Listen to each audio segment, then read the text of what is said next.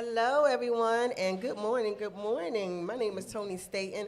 I'm coming from you live, or to you live, at South at 600 North Broad Street. This is the Labor District Council, Philadelphia, Baltimore, and Washington vicinity. And this is the podcast. This is the One Council, One Voice podcast. And we're so excited to be here on this live election edition, coming to you live. And I'm here with such a great panel right here of gentlemen. And when I say gentlemen, they could take good care of us. To my right here, we have Issa Shaheed, who's part of our PAC. He leads our political action committee. Next to him, we have Kyle Anderson, who does many jobs, but today he is here representing the Black leadership of Pennsylvania. And then to his right is Ryan Jr. Boyer. He is here representing LIUNA business representatives. We're so excited to be here with you today, and we're going to have a lot of politicians come through for this election day. This judicial election is very important, so please get out and vote, because your vote is your voice. Right, gentlemen? Absolutely. Yes.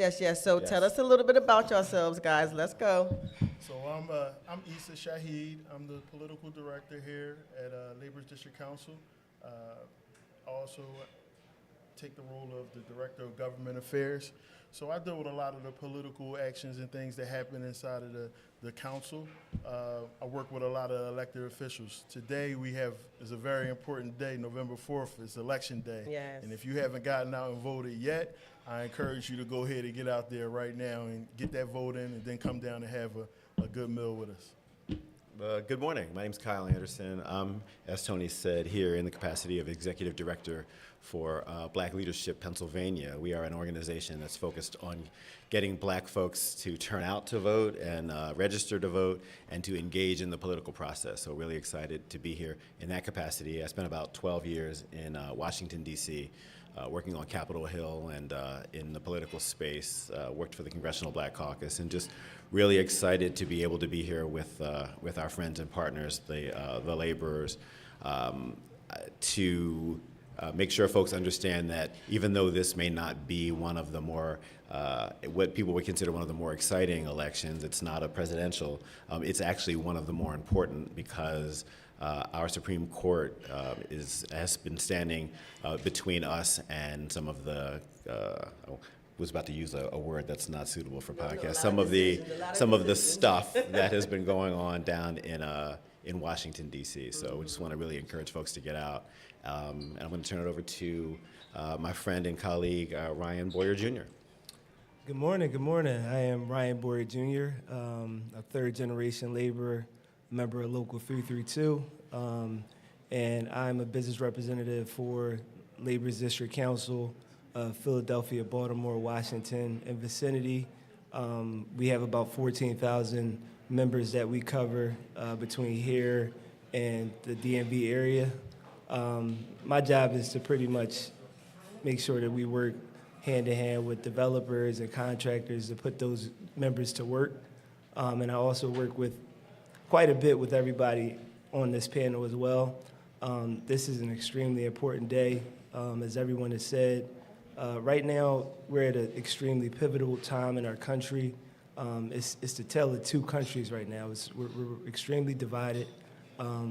There's a lot of darkness going on in the federal landscape. There's people who, frankly, it's not a game for anybody in this country what's going on. You know, people are out of benefits right now, and the government is currently in a shutdown.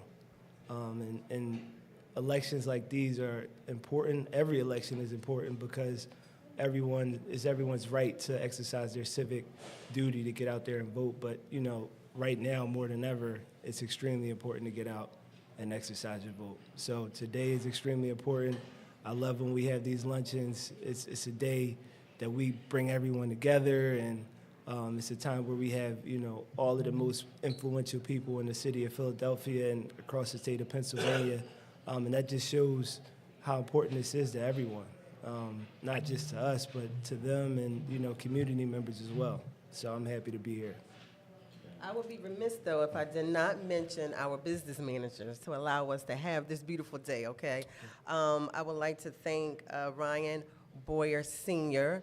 for his support, Labor District Council of Philadelphia, Baltimore, and Washington Vicinity Business Manager. Also, LIUNA, VP, Vice President at Large. Also, Sam Staten Jr., who is the Business Manager of Labor's Local 332 and Vice President of LIUNA.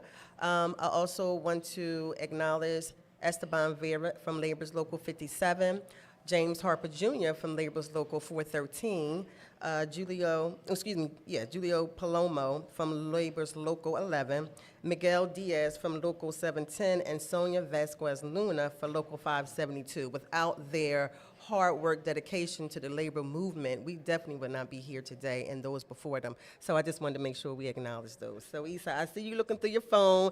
Listen, Issa's looking through his phone, making sure that he's looking at numbers, looking at people. Tell me what you're looking at. I see you, Issa. Can I add one thing? Because Sure. we neglected to mention our partner, State Senator Vincent Yes. Hughes, who's also actively involved and engaged in this broadcast. In the past, the laborers worked very closely on this broadcast and actually founded this with Congressman Dwight Evans. And since the congressman has decided to retire, the laborers came to Black Leadership Pennsylvania and to Senator Hughes and said, hey, let's keep this going, but I want to make sure that we give the credit that's due and the appropriate acknowledgement to Congressman Evans, who has been a pioneer throughout his entire career, has been doing this for a really long time, and was and we are grateful for his services. We're incredibly grateful for his service. Hopefully he'll be here today. I know his folks are here. I'm really happy for him. As somebody who worked in Congress,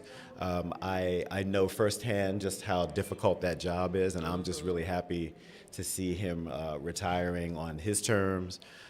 And I saw him on the train a couple of weeks ago. Oh, wow. And I said, so, I've talked to a couple of different members of Congress who retire, and I said, so, how does it feel? He said, man, I feel 20 pounds lighter. He said, I don't have to campaign. I don't have to do anything I don't want to do. The pressure is off. Yes. He said, if I had known it was going to feel this good, I'd have done it a long time ago. So, we're just really happy for him. Yes. Wish him all the best, and I'm looking forward to seeing him here today. So I just that's wanted to make exciting. sure we That's mentioned him and exciting. Senator Hughes, who will also be here, probably with a special Senator surprise Hughes. as well. So.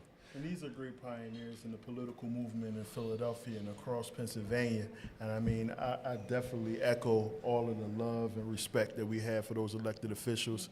And today, we have some of the candidates that's going to be on the ballot. They're going to be showing up here today, and we're going to be talking about how, they arrived here and what they plan to do in the future. Some of the actual roles that are actually on the ballot for today, the offices that are on the ballot for today. Let's go down those. So first and foremost, we're talking about retention. Retention judges is very important right now. We have a lot of Democratic judges that in Pennsylvania need to be retained. We have endorsed a list of judges in the Supreme Court that we stand by, we've vetted, we've took a report card, we've learned how they vote, the way they judge, the way they have done their job, and we're satisfied with their work, and we're going to encourage people to vote yes for retention. And these candidates are Christine Donahue, Kevin Doherty, and David Wedge. All right? So these candidates are running for the Supreme Court retention. All right? And then we have local races, which we look at and we say, district attorney. District attorney is on the ballot today.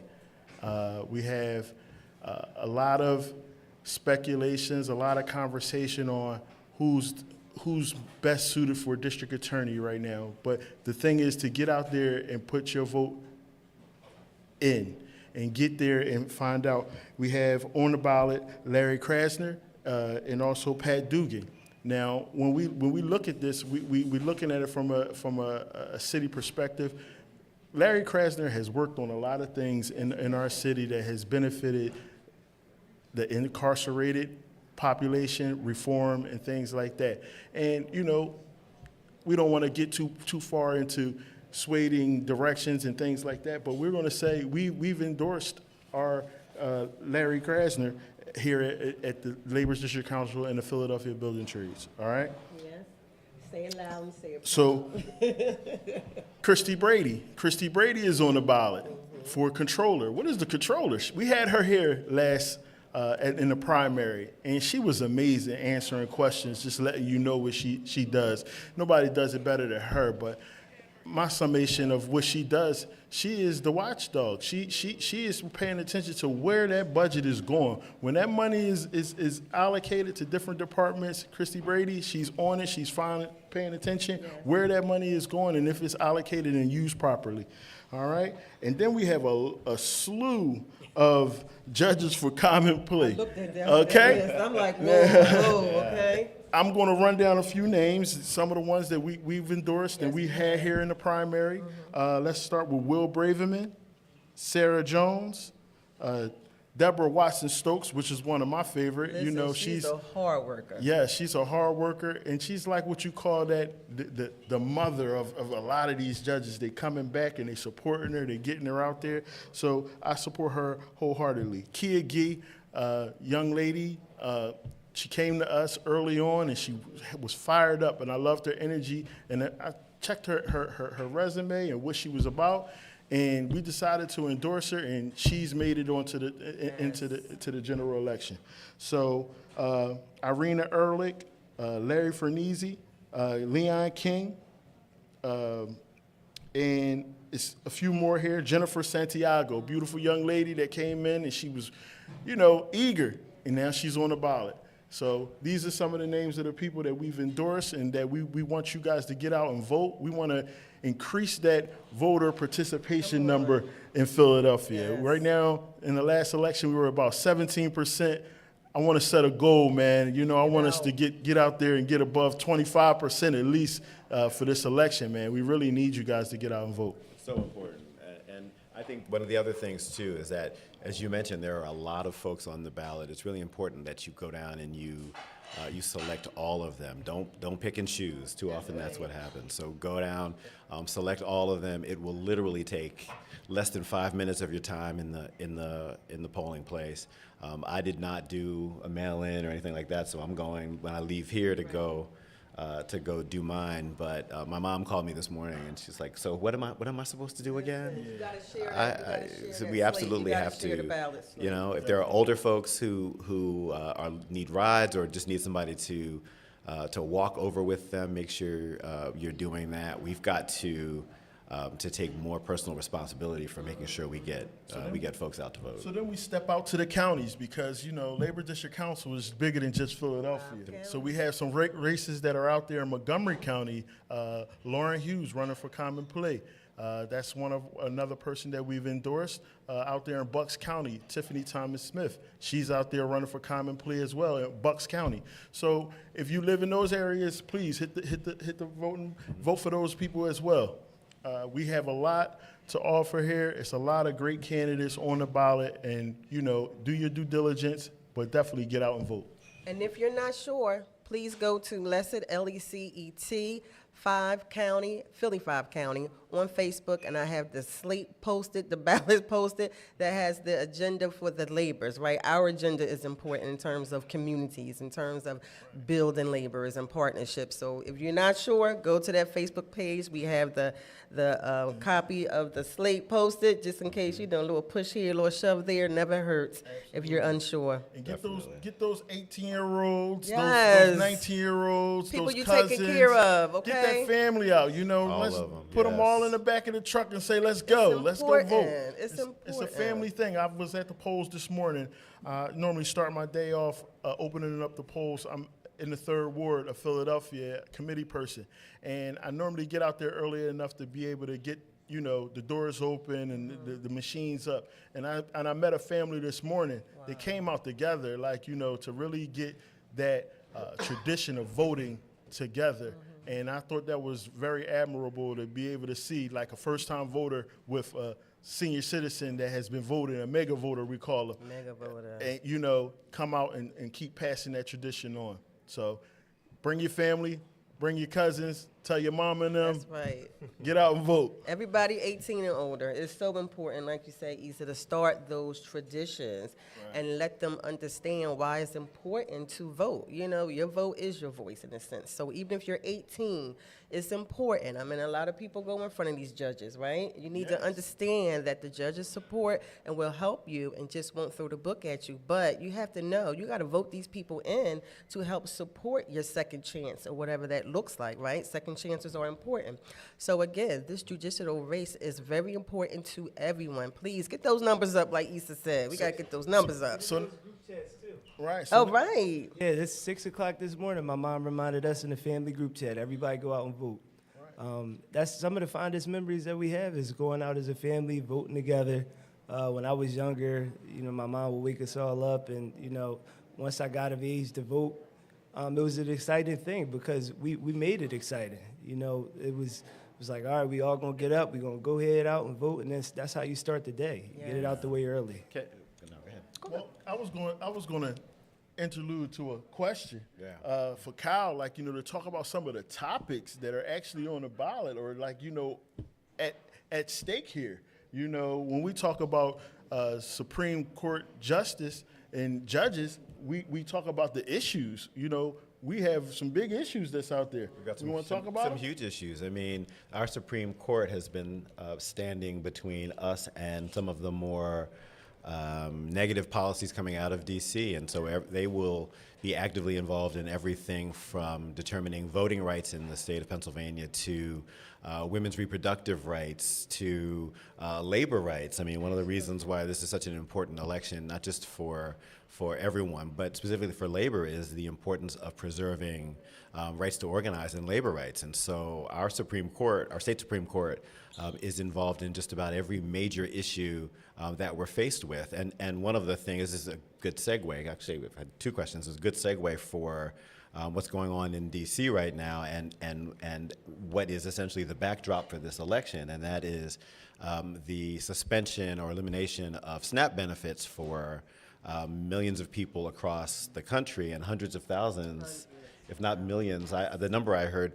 Lori Jones-Brown from Phil Abundance is going to be here later today, and she's going to talk more in more detail about that. But the numbers are staggering in terms of the people that are going to be affected. And so when we start talking about who we are electing to elected office, the ways in which they will act and their position on some of these policies has got to be at the top of our head in terms of whether we support them or not. And so one of the things that we're doing, it's a little different than what we've done in the past, is that because of the pressure on our food service organizations and the organizations that address issues of food insecurity across the Commonwealth and in New Jersey and across the region, is that we're encouraging folks to donate to Phil Abundance. Yes, I was going to say the QR codes that's on the table. Yeah, you can donate. there are QR codes on the tables here. You can go to philabundance.org. Lori will be here to talk some more about that.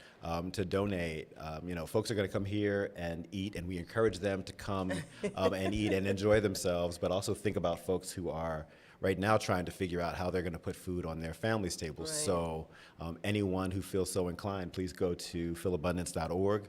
Those of you who are coming here, and we all know that this is the place to be on Election Day. This is the place.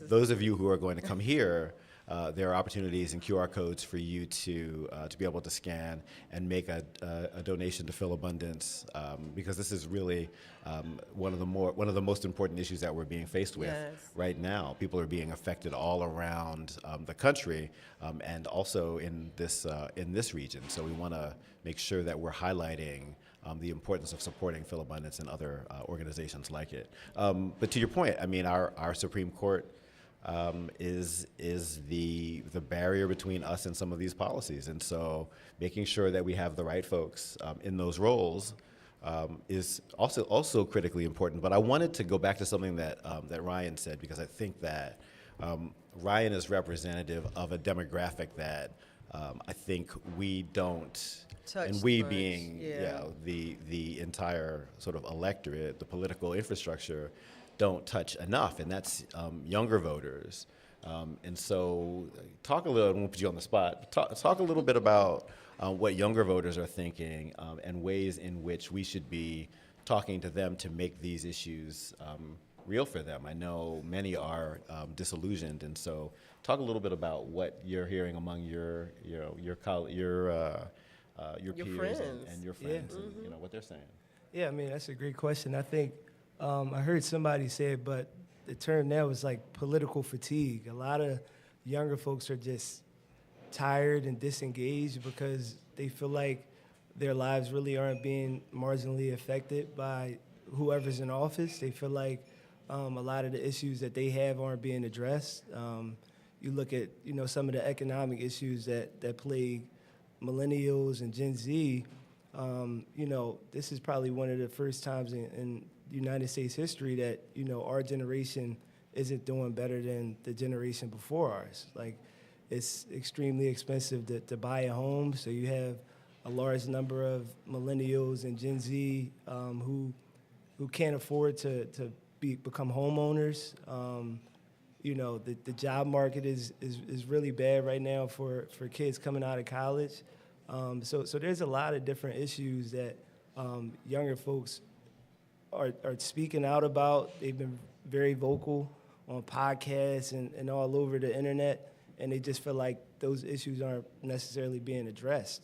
And in order for us to move forward in the Democratic Party, whatever party you affiliate with, I think you can't move forward in this country without addressing those issues, because millennials, Gen Z, on and on, we're the future. We're the future of this country, and if you don't take care of the future of this country, there is no future of the country. And so I think we have to start listening, and we can't.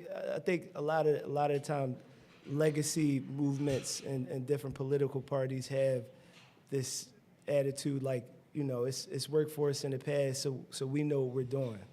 But we're living in a different world now. Like, the way people communicate, the way people digest information is different. Everyone's on the internet. Everyone's, these phones are the most important thing right now. They're like a different limb that we have. Yeah. So, most people wake up and the first thing they do is check their phone before you even get out the bed and go to the bathroom, brush your teeth, or whatever. So I think we have to connect and engage on the internet, most importantly. We need to be on the radio still. We need physical print, posters, and do all the things that we used to do, because, you got to connect with people on all levels. But I think we really got to connect with people more so socially on the internet. I think that's where everybody is. Everybody's on TikTok and all of the different social media platforms and podcasts. I think that's how a lot of millennials and Gen Z digest information now. It's no longer the radio or cable TV. It's more YouTube, and that's how people consume information now. Sure, and that's why you guys have decided to do a podcast under Lesset. Yeah. Most definitely. It's about reaching the people. It's about engaging, meeting them where they are. I mean, podcasts are so important. I must say, Issa has been pushing this for quite a while. But it's important, like you said, to meet the future where they are, and they are on their phones, they are streaming, and it's time for change. And change is okay. Some people get scared of change, but change is okay. It's time for people to sit back, and let the more seasoned people, sit back and relax and trust the process, and allow the, next generation to come and prove themselves, to let them know we are here, we got you, you taught us well, and it's going to be okay. And as one of the more seasoned, I'm ready to go sit down. Listen, you and me both. And me both. There was a chair and an umbrella drink in Puerto Rico waiting for me. So we still need you, Kyle. So listen, I can be reached on my phone. The phone works on the beach too. I think it's really important, and I think it's really important to highlight something that Ryan said, because Ryan mentioned that his generation, is the future, and in fact, they're the now. These are folks who are whose turnout is determining the outcome of elections. And if you don't have to look any further than New York City, young people have propelled Yes, they are. their mayoral candidate to what is probably going to be a pretty significant victory over an establishment candidate that's been around for a really long time. So when we talk about young people and younger people being the future, they're the now. These are the folks we need to be communicating now if we want to continue to have a voice. And so. Yes. And I just want to close out with the understanding of growth. We're growing. This council had 5 counties: Montgomery, Bucks, Delaware, Chester, Philadelphia. Did I get them all? Delaware And then, County. yep. So then we expanded the footprint. You know, we've merged council. We've merged from 3 to 6 locals that Tony just mentioned. And we've expanded from just Philadelphia and Vicinity to PA. You know, the parts of PA down to Maryland, West Virginia, you know, DC. These areas are very important. And to get this message out, you know, it's better to have this avenue, this platform, that people can see us. We go to these conventions, they know us. You know, we have to engage our members because that's where this comes from. The Political Action Committee, again, the funds that come from there are voluntary. They come from our members. They volunteer a small percentage of their hourly wage for us to go ahead and support candidates. And it's our duty to find and pick out the best ones That's right. to represent us.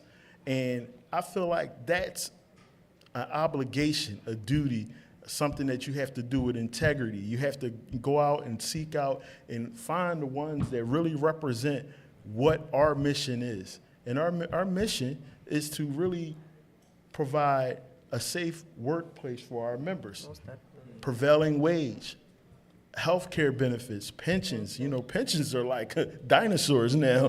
You know, you can't to find a job that has a pension that pays a prevailing wage. It's an amazing thing. So with that being said, I just want to just say that we're growing. Black Leadership Plaque, Ryan Boyer Jr., Lesset, Tony Staten. All of us are growing, and I really want to thank Tony because Tony heard the vision and helped bring it to fruition, you know, to get us in front of the people and really start being able to just get this message out to all of our members, and I thank her for that.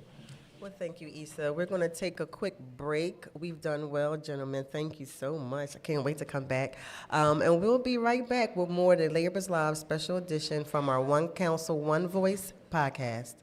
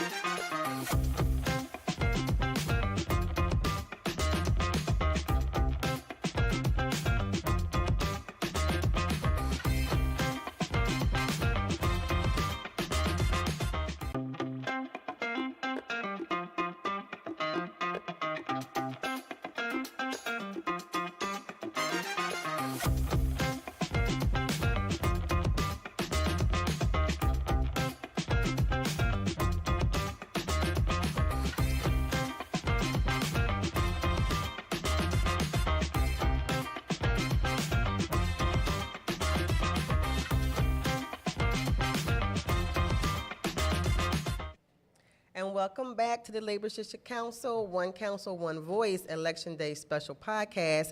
And we kind of scooted her on up here, Miss Dorisha Parker, 198th District State Rep. Hello, sweetie, how are you? I am fabulous. We are above ground being seen versus being viewed. So I'm Oh, I like that. Y'all like that? She has the best sayings, I swear. She is just so real, this lady right here. I'm so thankful and grateful I'm for thankful you. for you. I just tell everybody, listen, I can't imagine what a lot of people are feeling.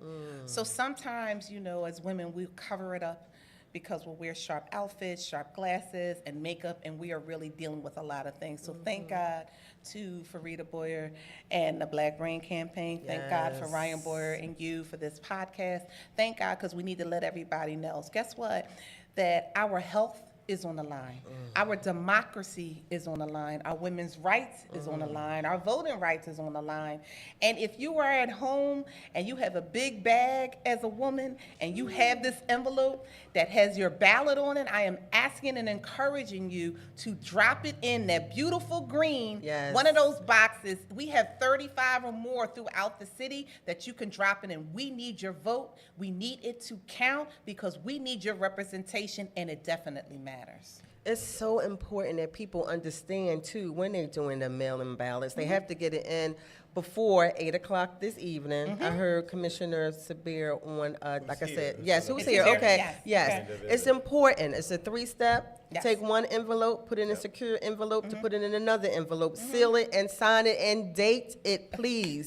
Date it, please. Sign. And date. It's Sign. important. And you put it in a Dropbox, like you said, Eagles Absolutely. green. Eagles green. Go Birds. Go Bird. Go Yes, Bird. Go yes, Bird. yes. So listen, tell Yes. us a couple of things that you are doing in your district or just for the Sure. community in itself, because I know you're out and about and we appreciate you for that. Absolutely. So for those who may not know, I'm very unapologetic about what I do for the people that I serve. Out of 203, I have the 5th blackest district, so I'm unapologetic, and I also tell people, don't celebrate me in February. I'm black and historic every day. Okay. So I don't need that type of Come on now. celebration.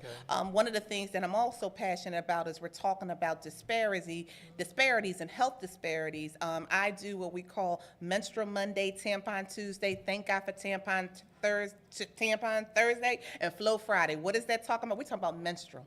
We're talking about menstrual health, menstrual equity, and when we finally pass the budget, there will be another line item of $3 million for our young girls. That money will be used for schools across the Commonwealth, so which I am important. extremely excited and I'm extremely passionate about, because when there's a budget gap and when there's a budget stop, when things are expensive, where are people supposed to go? So I want it to be that depending on where your school is located, we should be able to have this access. This is something humanly that women deal with every single month, but some people don't know that they use toilet paper, they use newspaper, socks, and ties for something that happens to their body naturally. And I say that not to gross you if you're eating some Right. chicken, just tell you that we as women deal with a whole lot, but guess what?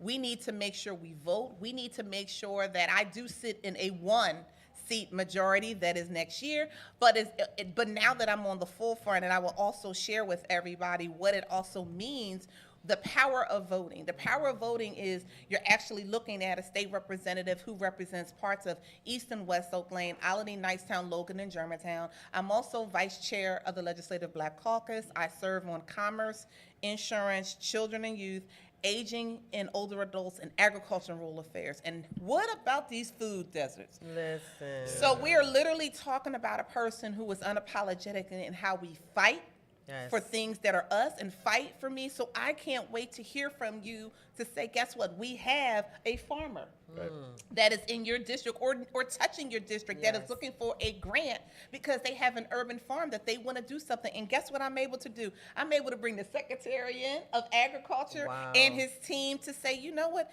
You asked the city or you asked for $25,000. You need to talk to Representative Parker, and we can make sure we give you more funds, because the state has, we've known, have record numbers about a $54 billion budget.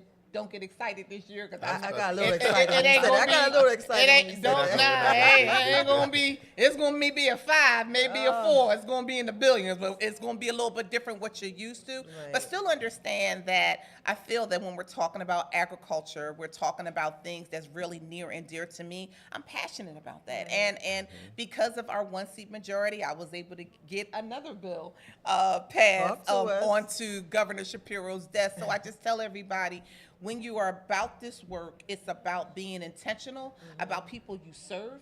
I focus on policy and constituents, and I have my brother, Billy Miller. He'll say he's probably the only person I don't give a check to. My unpaid political consultant, because my mom will probably kill him if he says he's not going to do nothing for his sister. Come on So, now. we can't embarrass the family name. Can't embarrass Right. family. Family name. first, And family it's first. an amazing family name, by the way. Listen, so let's I'm talk about that. unapologetic about how brilliant he is, how I'm honored to be with all of you guys. But when you have people who are behind the scenes making things happen, and all you have to do is vote. I'm very thankful for the individuals who keep voting for me. Yes.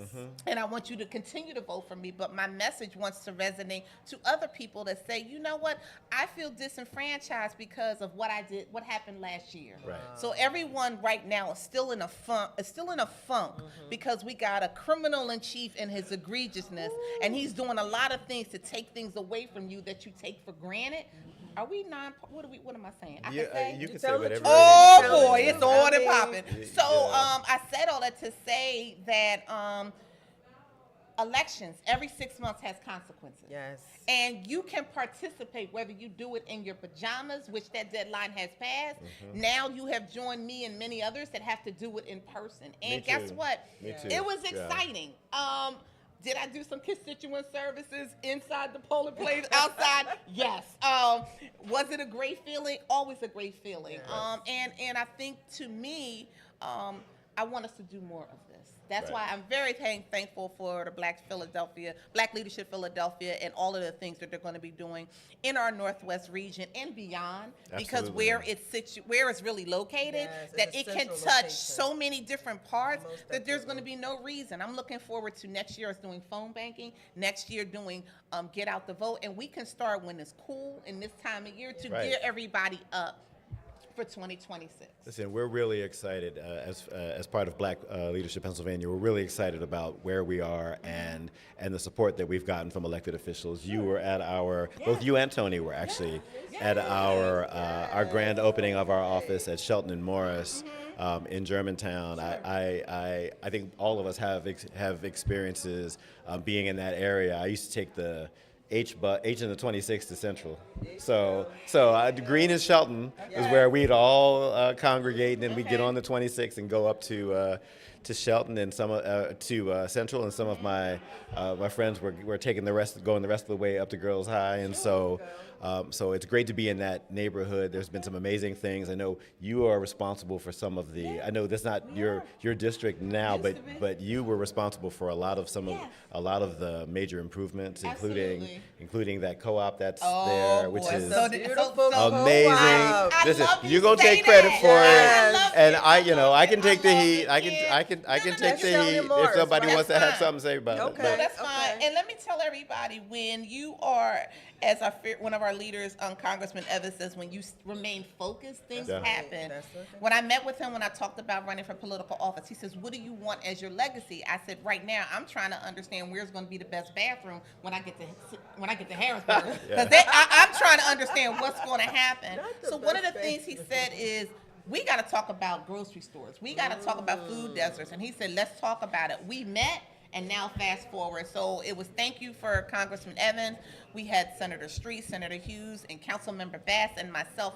We all worked together to make sure that there wasn't a food desert in that corner. And when I Okay. tell you, I'm hearing more from single Listen, people that's a that beautiful tell me place. that was a blessing that co-op is in Germantown, Yes. because it's now a single person's market, because for supermarkets, it's a lot. Oh, it's Yes, great. it's I get lunch from there just about every day, and dinner I take home with me just about every day. And I grew up around the corner from the original Weaver's Way, and this place is a vast. And the original one's great. We Right. love Is it. that the one on But Germantown Avenue, Chestnut Hill? No, that's the second one. The original one is okay, over by okay. Henry School. Oh, Right. okay. On right here. Carpenter Lane. I got you. But Carpenter Lane. this place blows all of them away. Wow. It Oh, is, yes. I mean, fresh Well, food, fresh produce. It's Yes. remarkable. I walked in there and it was just like, damn. I can say damn, right? It was just like, damn. I This guess. is like In Germantown. in Northwest, Germantown. right? In Germantown. See what happens? It's Guess what? It's And awesome. this is the only time and only section that Rep. Parker is not going to complain, because I see people double parking, because I know they're They going do double inside. park in there, They too. double Yeah. park, Yeah. but I know they're Yeah. going inside, Yeah. and they spend their money,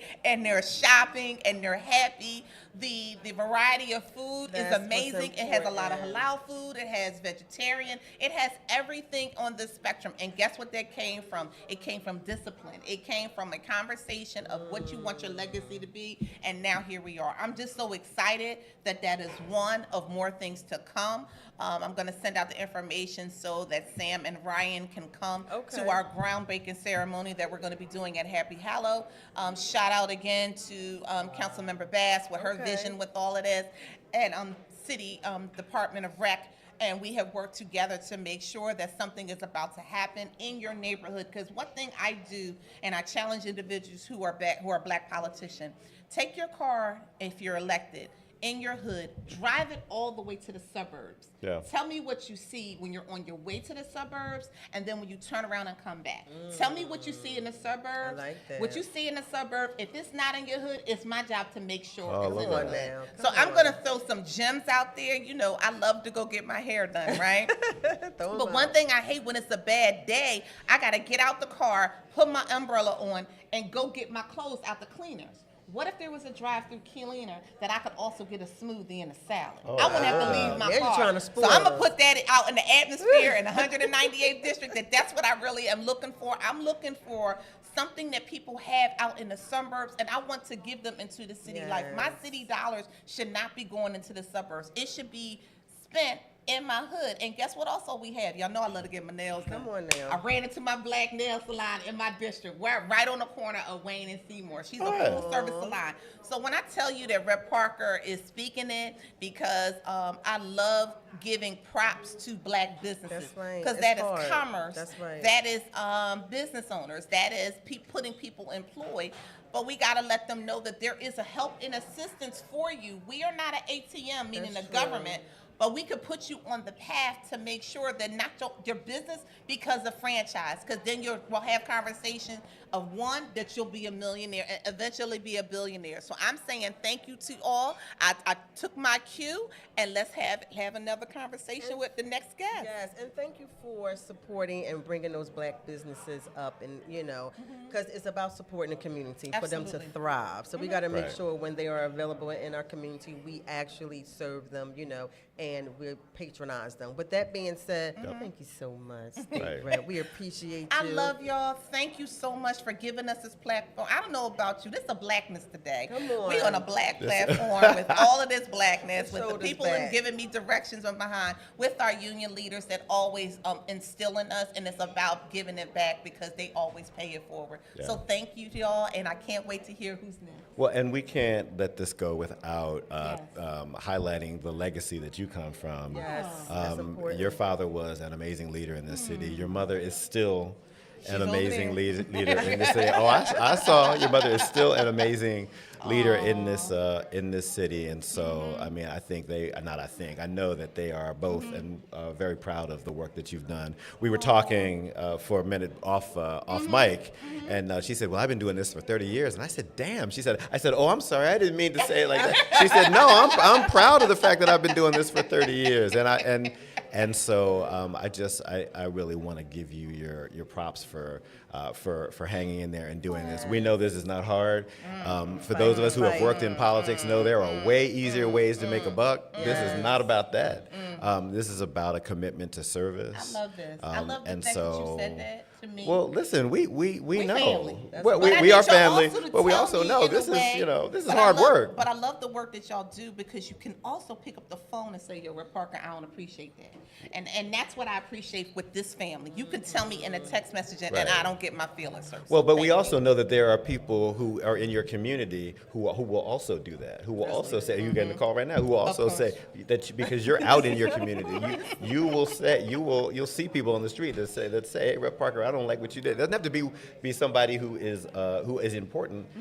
You are accessible in that way, and Oh, so absolutely, absolutely. So And I just think it's know important that to we're point in that a out. time that a lot of my politician friends, we're doing things with caution, because some people Well, have yeah. died. Yes. And I don't take that lightly. So sometimes I say things, and I'm very prayerful that my staff and everybody is safe. Safe. But I let you know I serve a higher God. Okay, and now. faith without works is dead. And you are not going to be coming in our town or this district doing something disruptive without a say from Rep Parker. That's what I'm talking about. That's what I'm talking. So with And that with being that, said, I don't think there's anything else to say. We're going to take a break on that note, and we'll be right back with more election special edition coming to you from the Labor District Council, One Council, One Voice podcast.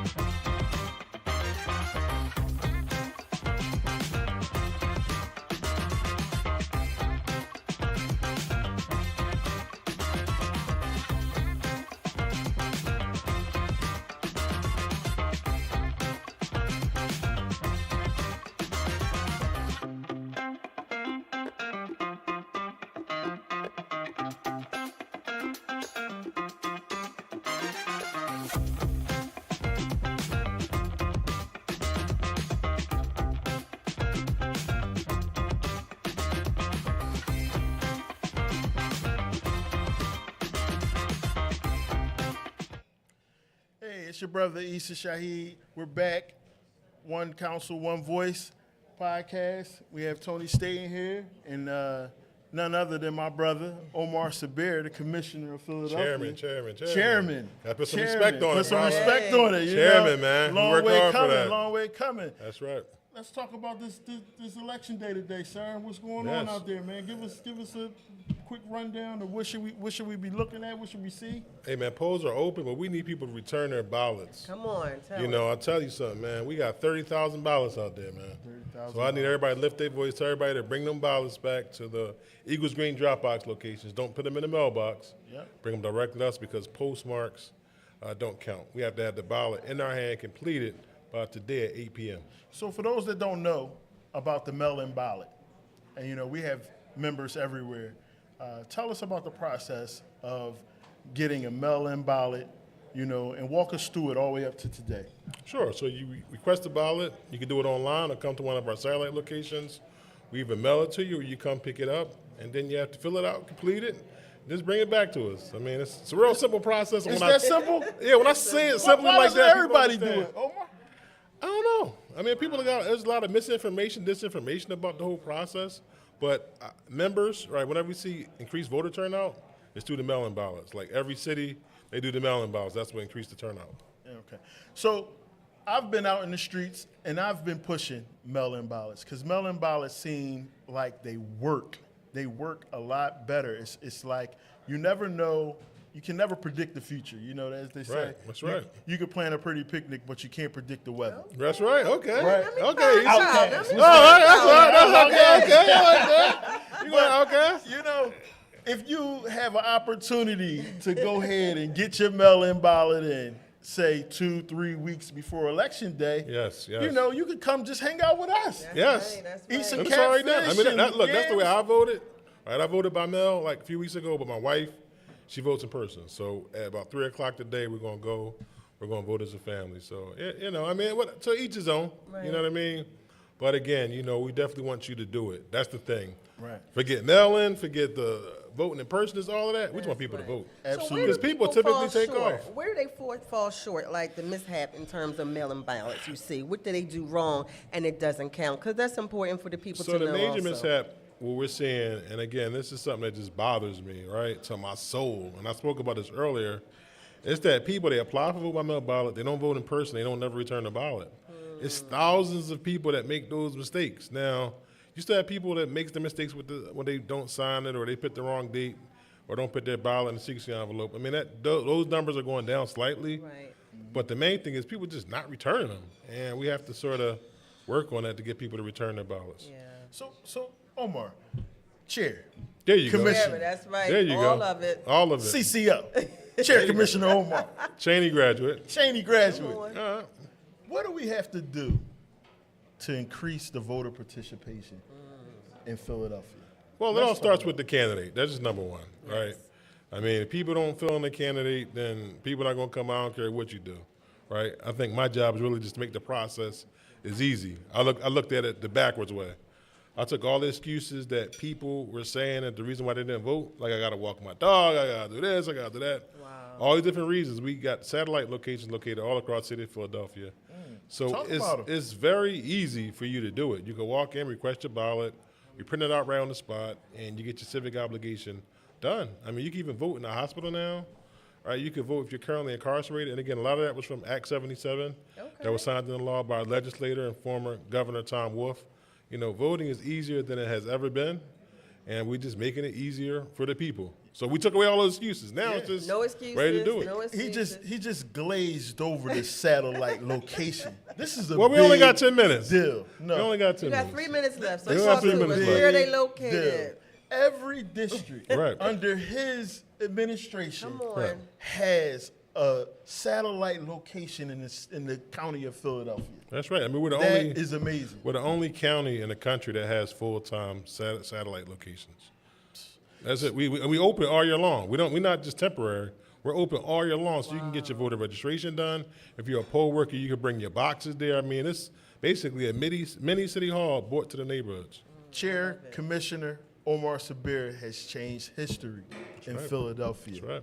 And, you know, we have to highlight these types of successes in our communities and in our political work. This is how you build political power. You get people in office, like Omar, that has a mission.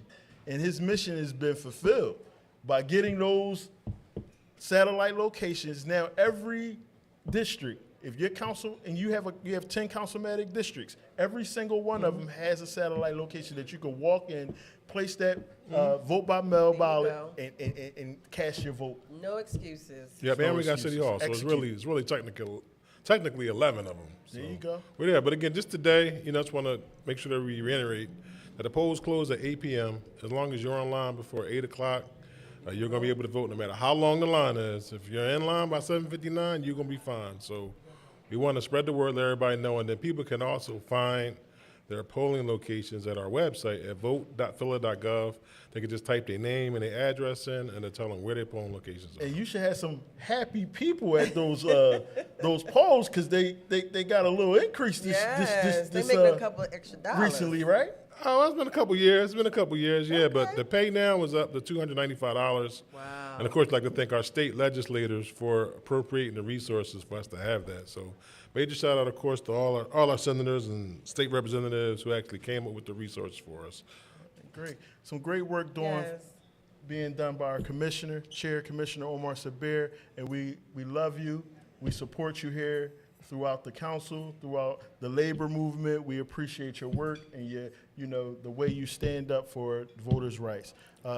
With that being said, we're going to go to a quick break, and we'll be back with none other than Senator Street. Thank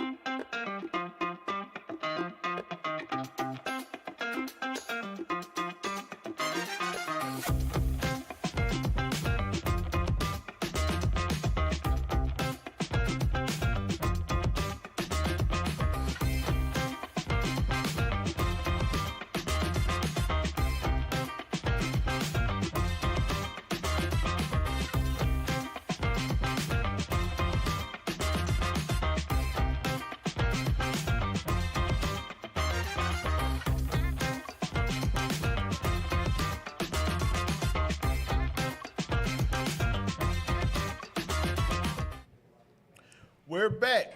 One council, one voice. Labor's District Council podcast here on Election Day at South on Broad Street, November the 4th. I'm sitting here with none other than our Senator, Sharice Street. Hey, when we talk about North Philadelphia, we cannot remove the name Streets.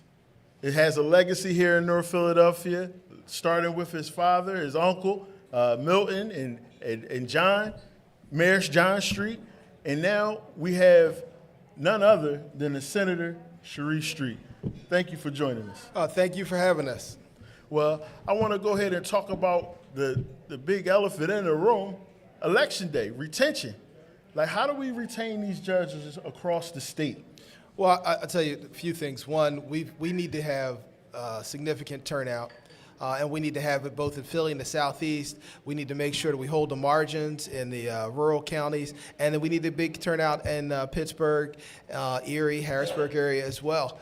I'll tell you why it's so important. It's important because so many of our basic rights are on the line. We're here with the LIUNA, my union. I'm glad to be here with you. But the right to organize is on the line. The right for equal education is on the line. The courts are what determined that we had to have equal funding, and that's why we're fighting for more money in education each year. We need to be able to get there. And I will tell you, we have to hold the line because we got a president that is a fool. And I know firsthand how important the courts are because I took him to court when I was vice chair and chair of the party over a dozen times, beat him each time. We did that. It was only because we had courts that we were able to preserve our basic rights to vote. And there's so many other things he's attacking. People wants to arrest people with masks and no badges and no warrants. Wants to get rid of drop boxes. Wants to do all these crazy things. Our courts are more important than ever. So how does voting for a retention judge help prevent these atrocities, these things that we're seeing every day? So our basic rights are protected both under the federal Constitution, which is interpreted by federal judges, and under the state Constitution, which is interpreted by state judges.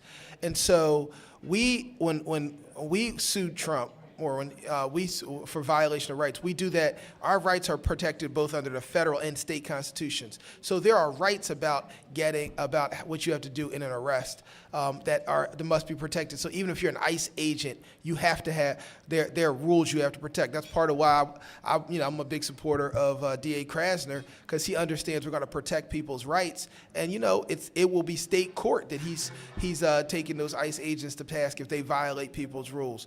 And I will tell tell you, this is history. This is history repeating itself. This idea that they can look at you and tell whether you did something wrong. They can look at you and tell who's illegal. This is the same kind of stuff they were doing before and talking about black folk had to have papers back in the day, and they could grab you. He is trying to use ICE in the same way that in the past they used fugitive slave catchers. And I will tell you, we need to have courts that say that is not appropriate. And I'll tell you, I've fought him. We fought him in the courts, and that's why it's so important. And guess what? And I might get a chance to fight him in Congress next year. Yeah, let's talk about that. I mean, Congress right now, the government is shut down. Nothing is being moved. Money is running out for, say, SNAP benefits right now. Like, what do we need to do to get these things back going in the right direction? Well, the first thing I want to point out, SNAP, what happened? This was a manufactured crisis by the president. The Congress had appropriated money into an emergency fund, SNAP fund. And so even though the budget hadn't been adopted, there was over $5 billion in the emergency SNAP fund. That fool president just didn't want to use it because he wanted to weaponize hunger. And fortunately, our governor and other governors took him to task, and he was forced by the courts to spend that money. Now, that would eventually run out if we don't have a budget, but he didn't have to. People should have got their checks. There was money in the account. Full president wanted to weaponize hunger.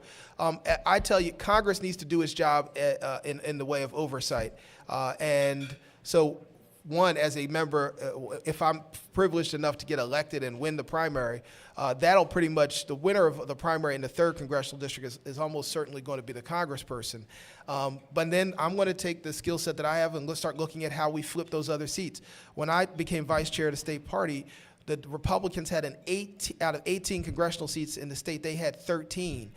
We got ourselves together. By the way, they had over 20 seat lead in the state house, and they had 34 out of 50 senators. We now are only 2 seats away from taking the Senate. We flipped the House, and under my leadership, we flipped almost a half a dozen congressional seats. We got 5 more in this region we can flip: PA 7, PA 8, PA 10, PA 1, and then the seat in South Jersey where most of the Jersey Shore is. If we flip, we only need to flip 3 out of 5 to flip Congress, so we have work to do in that regard as well.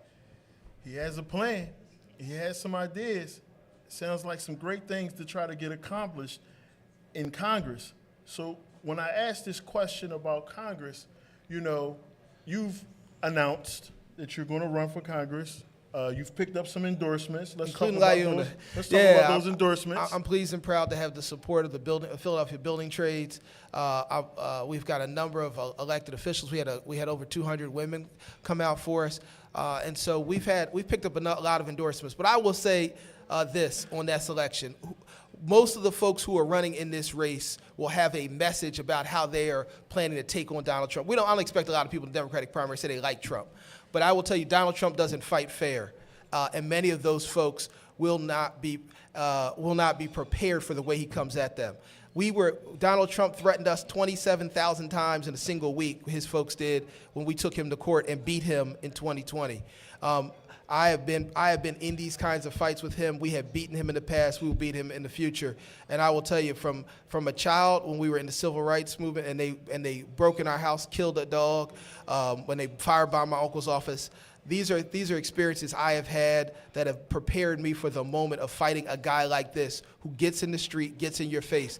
And so I'll leave on this right. All those folks have a plan, but when Donald Trump comes after their family, what are they going to do? When he starts coming to their houses, what are they going to do?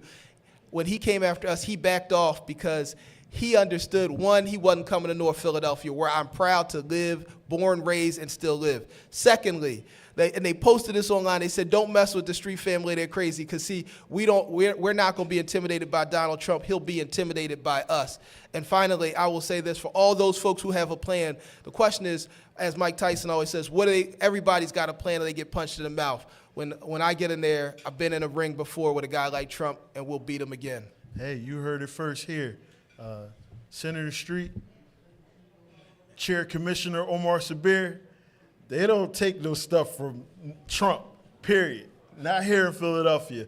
You know, this is the type of stuff that we have to make a stand on in certain situations, and I'm proud to stand next to my brother, Sharice Street, Senator Sharice Street, and we're going to go ahead and move forward in this congressional race, and we'll see you soon. But today, make sure you vote for our judges to retain each and every one of them. Guess what? I said this before Trump got mad. I went viral when I called him orange toe fungus. But guess what? Your vote is the antiseptic to rid America of the Donald Trump orange toe fungus. Let's check Trump. Let's make sure we vote. And if you're in New Jersey, make sure you vote for governor as well. We got to make sure we check him there as well. Mickey Sherrill for governor. Nikki Sherwood. Thank you.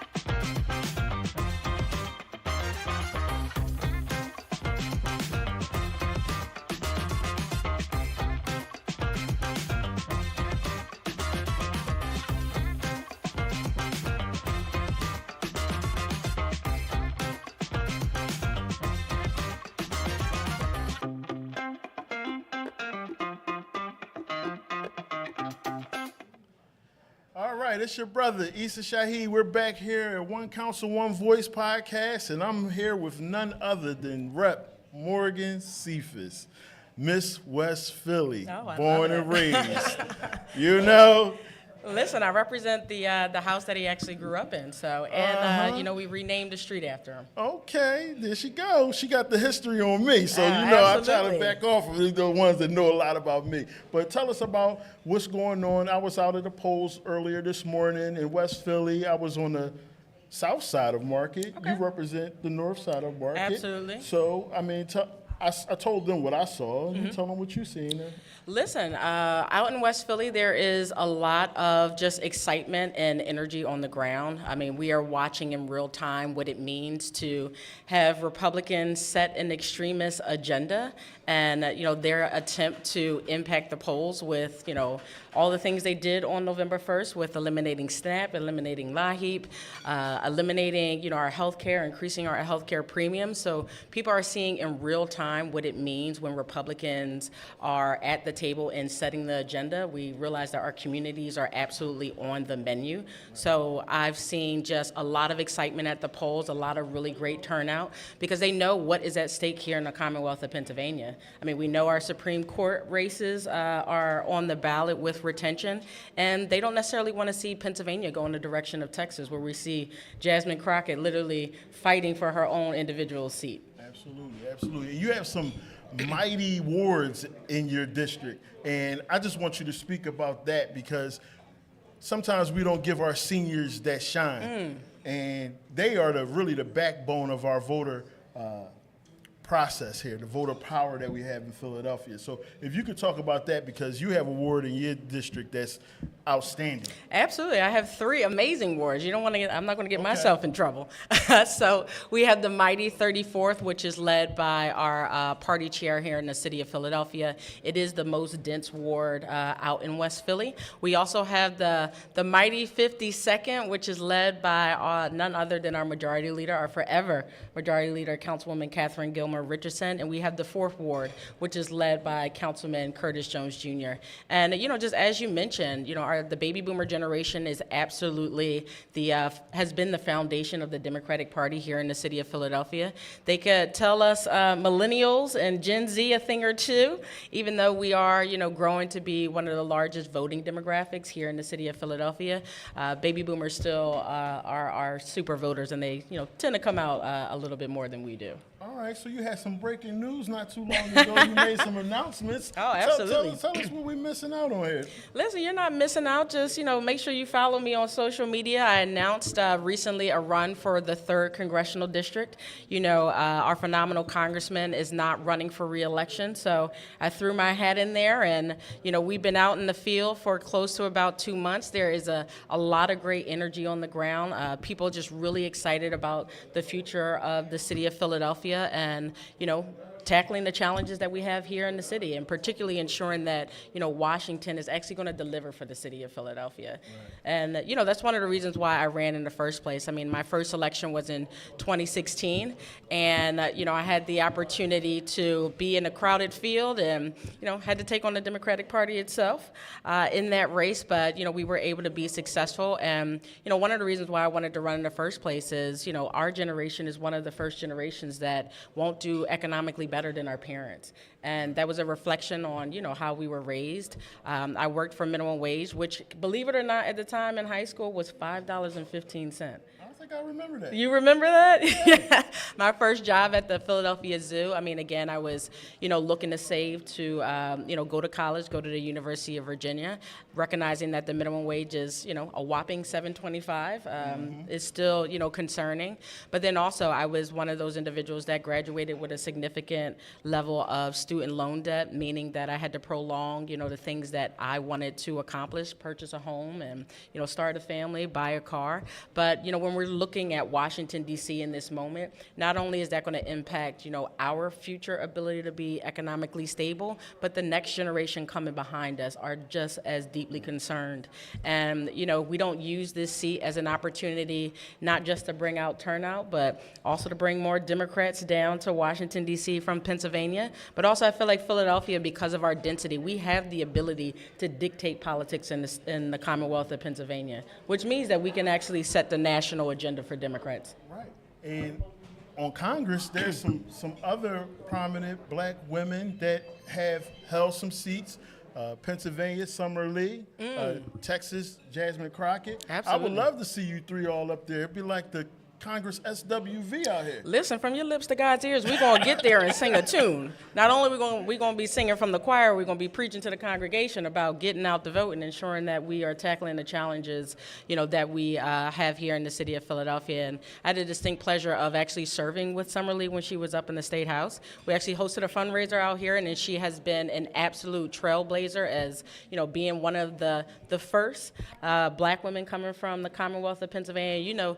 Jasmine Crockett, she is a thunder in her own right, and we all are coming from that illustrious sorority, Delta Sigma Theta. So we want to keep that energy going for the 3rd Congressional District. Does that mean I have your endorsement, good brother?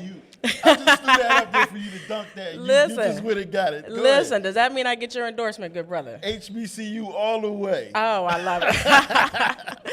But definitely with that, I really want to say, when you first were elected into the House of Representatives, you had the reputation of ready on day one. Ready on day one.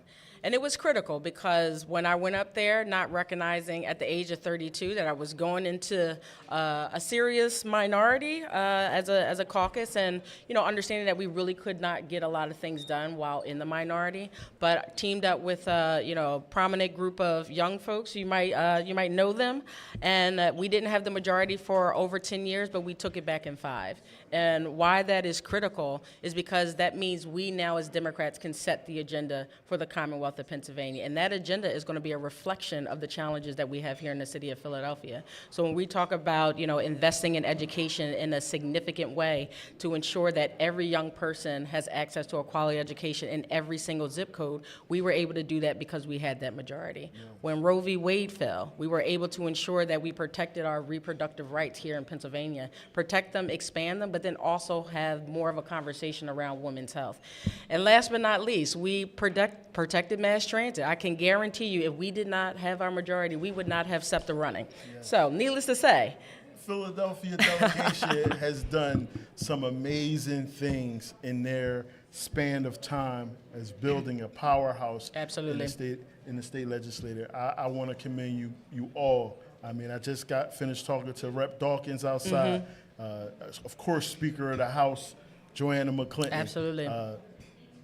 At that time, Whip Jordan Harris. Yeah. Listen, Now, we are a humble majority of one, but we got to make it work. And as Democrats, we don't have the luxury in this moment to just go up and occupy seats just because we have the honorable in front of our name or be a seat warmer. We actually have to make change and make an impact, particularly with the issues and challenges that we're facing in the city of Philadelphia. And again, it goes back to one of the reasons why I ran for office in 2016 and why I'm running for Congress is because, again, the challenges that I faced as a young person should not be the same challenges that the next generation is having to deal with. Because, we're in the sandwich generation. Not only are we raising kids, but we're also taking care of our parents. So that means we have to, be paying attention to Medicare. We got to be paying attention to Social Security. And again, in this moment, we need to send somebody down to Washington, D.C. that has a similar track record as mine up in Harrisburg. There you go. Final thought. I'm going to give it to you so you can just close us out. We got a couple more seconds there. But I want you to go ahead and give our members, because this is a union Council of One podcast, and talk to our membership. Well, first and foremost, I just want to say congratulations to you for being an additional voice with your podcast. Also want to say to LIUNA and say to the laborers, thank you so much for what you do in this city. You not only keep this city running, you build and, are able to, ensure that Philadelphia is thriving, but you also are giving people, individuals, pathways out of poverty and economic opportunity. So just, shout out to the members for all the work that you all are doing, and thank you for, stepping up and being, that economic engine here in the city of Philadelphia.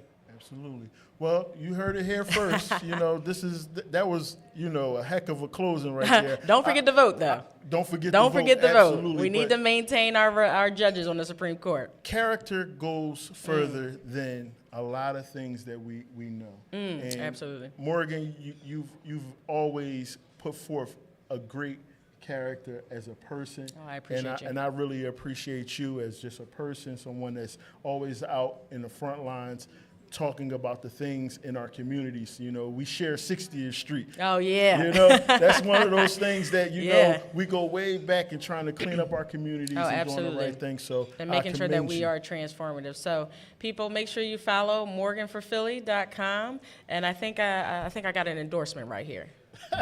Okay. And I want to thank everybody for listening. We're going to come back. We've got a couple more judges, and I think you're going to enjoy what's coming up next. Thank you. Perfect. Thank you so much.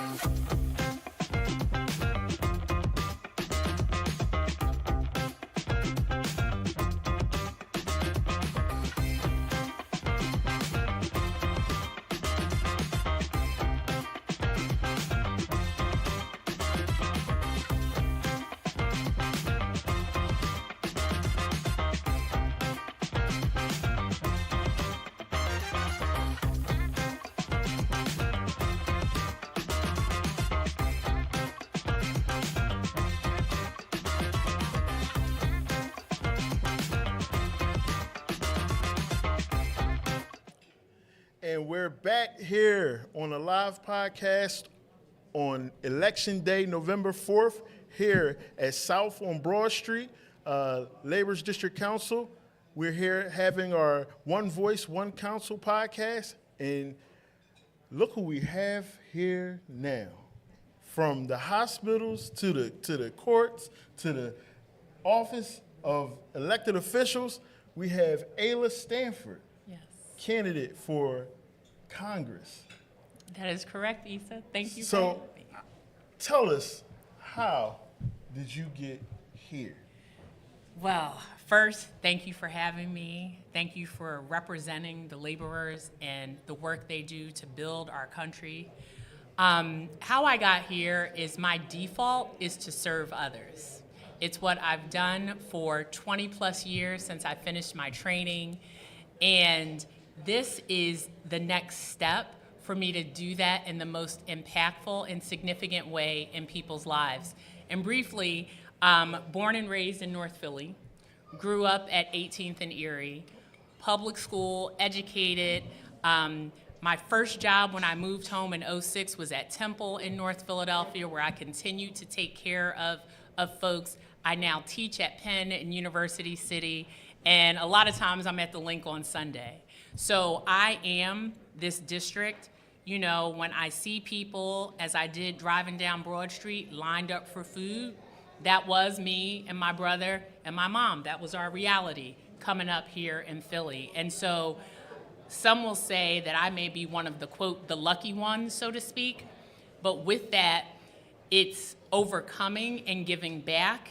And that's the how and the why. You know, Issa, people know my name, and I know we're going to talk about this, from the service that I've given, for the work I've done for the people of Philadelphia and for this district. And now that they know my name, it's only right that I use that to represent them in the strongest possible way I know how. And right now, it's as Congresswoman of PA District 3. All right. So, you know, we give everybody an equal opportunity to talk to our membership and speak. What do you think you would bring to the table when you reach Congress? So what I will bring to the table, first, I'm going to talk a little bit about me. I am someone who thinks outside the box, and for those who are from District 3, I packed up everything from the operating room and brought it to church parking lots, to the mosque parking lot, to street corners, to labor unions, to community centers, to Fairmount Park. I showed up when people didn't have access to health care, and I packed it up and moved to give people barrier-free care because we were in the middle of a pandemic. When I generated revenue from that, I took all the money I made and built a health center at 2001 West Lehigh Avenue.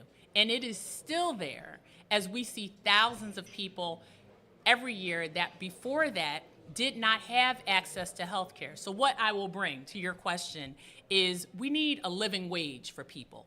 $7 and some change is not enough to truly feed your family. And when I built that health center, I got a staff of 50 people, and I have payroll that I got to make every month so that they can support their families. That's business acumen. Okay. Right? And of course, the health, I was appointed by President Biden, so I am a candidate with federal experience as the U.S. Department of Health and Human Services Regional Director. So I know how to build bridges.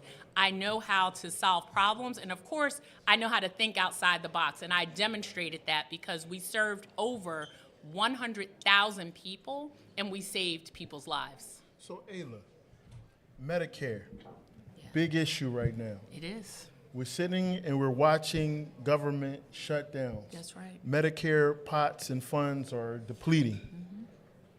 How do we get back to go? So I want to explain, because a lot of folks don't understand this government shutdown. What they see is people waiting for food because they don't have their SNAP benefits. If the Democrats right now said, we sign it as is, what was already cut this summer, that is some of your cash, that is the cost of your medications that had dropped your premiums, which were lower, that have already started to go up, it would be even higher. And in Philadelphia, 500,000 people depend on those Medicaid benefits. 42 million across the United States. So if they sign it now, the little bit you have is gone. That's why they are in a deadlock. We can't afford to give in, because the little you have will no longer be present. This is why it's imperative that you get out and vote today. If you're watching this in your home, get out, go cast that vote.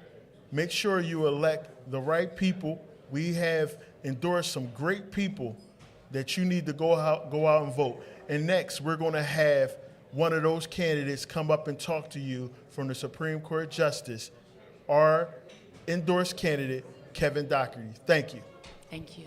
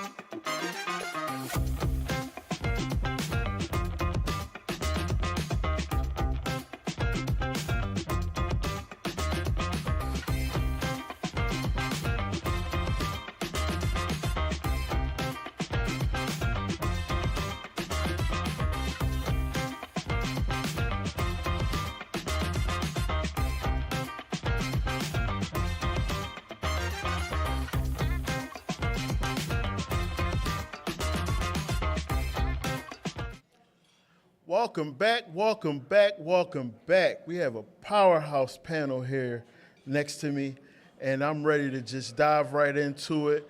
You know, today is election day, November the 4th. We're here on South on Broad Street with a live podcast, One Council, One Voice, and we're here with none other than our Vice President, LIUNA Vice President, Business Manager of Labor District Council, Ryan Boyer, Sr. How are you, Issa?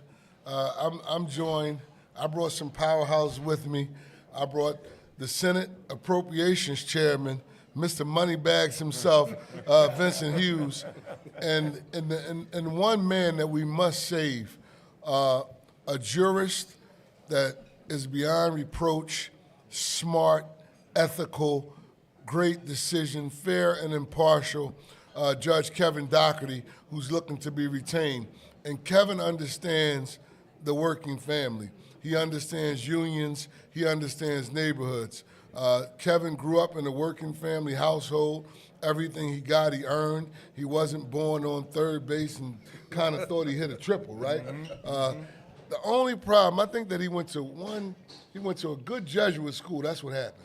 See, when you go to those Jesuit schools, you went to the prep, right, Kevin? No, I You didn't? Where you Nope. go? I went to Bishop Newman. Oh, you went to Newman. Oh, my God. Those Augustinians.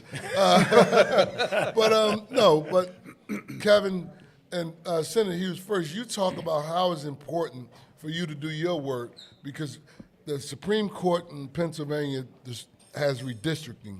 And as we try to get a majority in the Senate as well as Congress, and those maps that were fair, that helped the Democratic House maintain a robust lead of one. Robust lead of one, yeah. Yeah, a robust lead of one.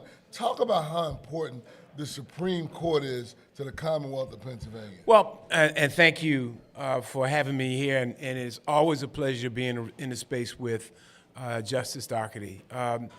We need to understand that the election, the retention of Justice Doherty and his two colleagues, what that has meant to have them on the bench in the first place.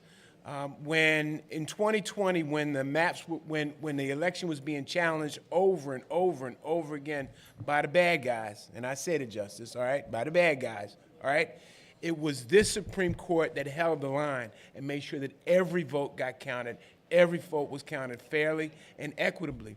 On the issue of redistricting, when the parties couldn't figure it out, congressional redistricting, it was this Supreme Court that went to the wall and created, through Stanford University, if I remember correctly, Justice Doherty, all right, through Stanford University, an expert map that provided fair maps for our congressional seats, which had us in good presentation down in Washington.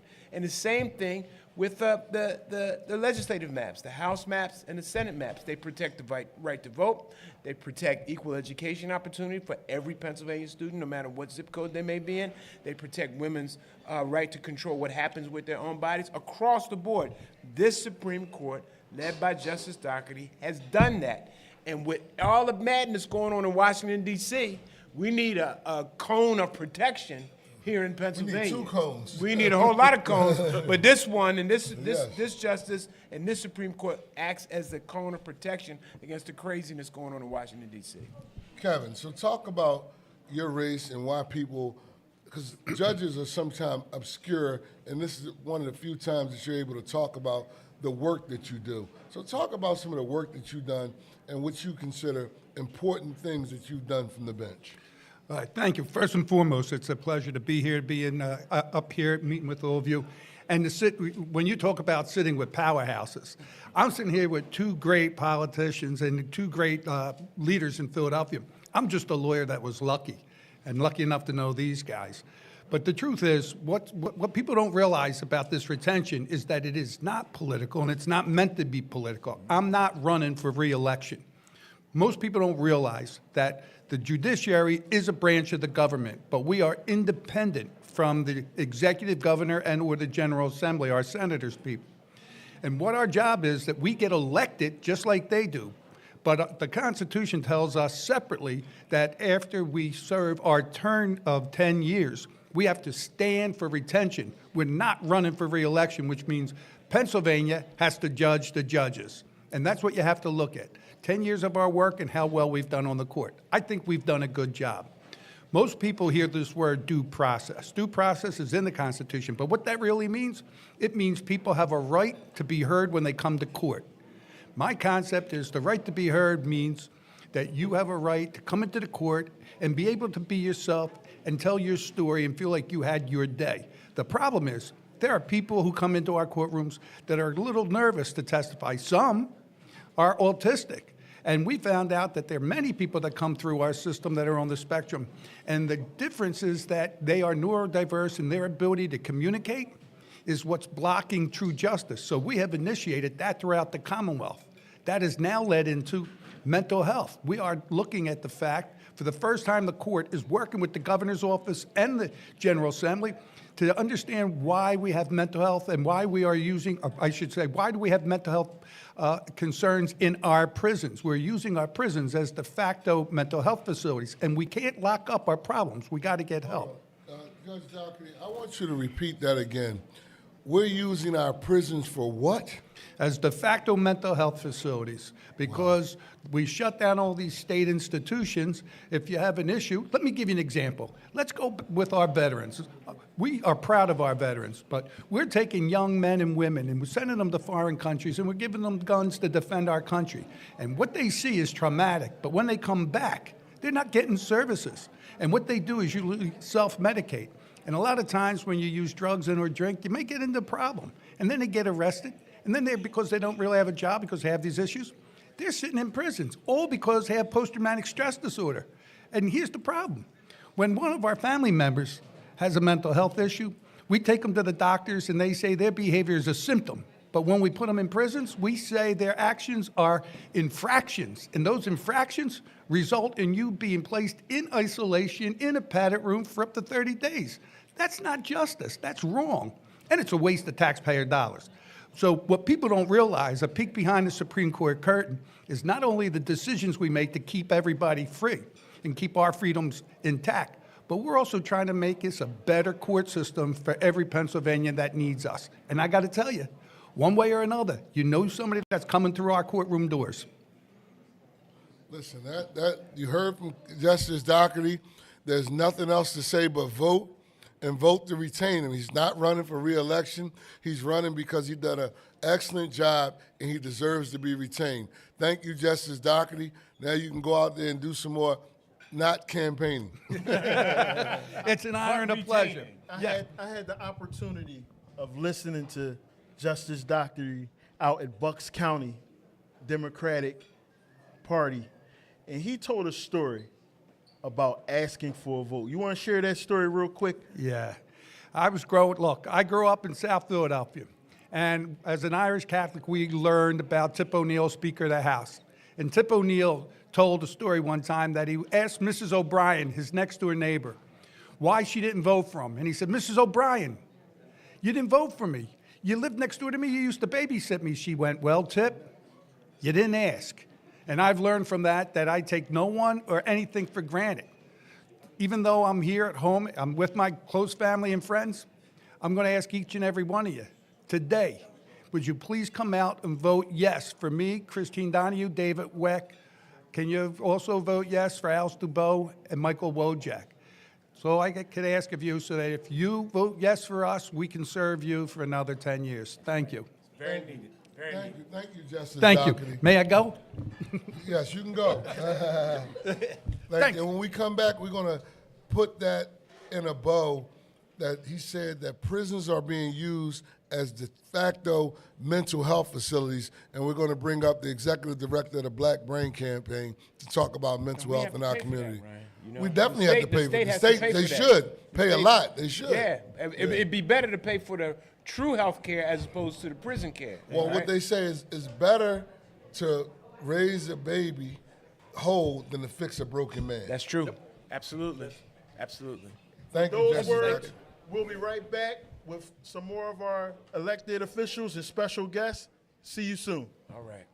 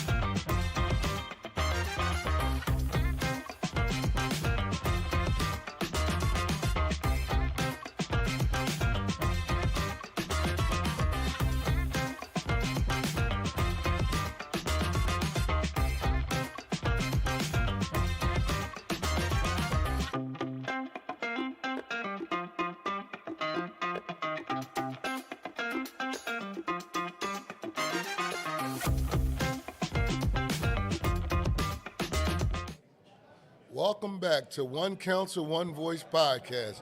And I'm sitting here with somebody I really don't know. I just met her today.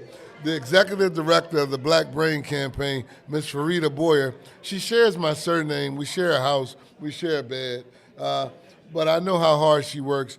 And what made me want to interview you is Justice Doherty said that they're getting a lot of mental health in the court. And he's now mandating people get real health screenings, not just the cursory mental health screenings that they were given before. And he said something really, really poignant, that prisons are now being used as de facto mental health facilities. So talk about what the Black Brain Campaign does and why it's so important that the state keeps funding your organization. So the Black Brain Campaign, we're a nonprofit 501c3 where our mission is to eradicate the stigma against mental health in the Black community. And one of the things that we do is provide free mental health therapy to anybody in Pennsylvania who needs it. We make sure they have 12 free therapy sessions. And the reason why we do this is a lot of people don't have insurance. They don't feel safe with talking to anybody. So we want to make sure, so that's part one of what we do. We have free mental health training. The other thing we do, we have a LEAP program, which is our licensure education assistance program. And what we do is we train master's level therapists into becoming licensed therapists. So we give them training. We work with them for a year, for once a week. We prepare them to be culturally sensitive to the constituents that we service, because what we were taught when we were growing up is what happens in this house stays in this house. So we want our clinicians to feel, our constituents to feel comfortable with the clinicians that we service, the services that we provide. So we do in person, we do virtual, and we're just here in the community. You don't have to have insurance. You don't need any of those things. And what we're trying to do is even bring nurse practitioners on, because a lot of times what we realize is everybody does not need medication. However, there are some people who do need medication. Just like if you had cancer, it was my hope that you might get chemotherapy if that's what you need. So in the mental health field, if you need some type of medication, we want to make sure that our constituents have what they need, so that we could have also culturally competent nurse practitioners working with a psychiatrist to provide services. So what's preventing you from having those nurse practitioners? Funding, we don't pay. Our clients don't, and nobody pays for anything. It's not like we charge them for anything unless they extend the 12 services, and that's $25 per session. But we need funding. We're grateful for the state to help us. They've given us millions of dollars to provide these services. It's working. We have two of our case managers here, Sanaya and Jayla, who I had them around the city providing case manager mental health resources, going into the police districts, going into the city council offices. What about those mini city halls? They've been in many city halls, so you might see our literature anywhere. They're open to come out. If you have some events that you want us to come out and provide mental health services, you can just reach out to one of them, give us a call, and they will be at your site providing mental health services. And we're thankful for the mayor, because I've seen her just walk in. One of the things that we have not done was, we were only providing training services to professional counselors and marriage and family therapists. But the mayor wanted to make sure that the students in Philadelphia School District had licensed clinicians.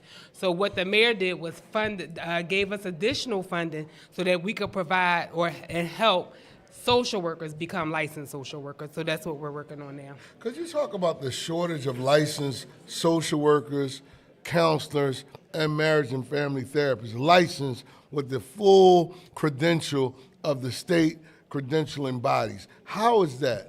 One of the things that people don't realize, I'm actually on the state board for licensure, so I get to see, I look over applications. My goal is to make sure that everybody who has a master's in clinical counseling, that they're able to get a license. So that's why we that's why we developed the program we did. There's less than 5% of Black clinicians who have a license. And it's not enough of it. It's less than 5%, which means you cannot be on the Independence Blue Cross panel. You can't be on the Aetna or any of those panels unless you have a license. But what we're doing now, what we've done for the state was, we allowed them to become associate license, so that they're working with one of the supervisors, so that they have a plan and a direction to become a licensed clinician. So that's what we're doing now. So when you say that, when Governor Shapiro appointed you to the board because you were a clinician, you helped usher in a new model called associate license that wasn't there prior to your tenure on the board? Yeah, we wrote the law. Me and the other my colleagues on the state board wrote a law so that the professional counselors and marriage and family therapists can become associate they can have an associate license as long as they're working with somebody who is actually licensed and a supervisor and have a plan and can do supervision. It sounds like you were married to a tradesman. That sounds like an apprenticeship model.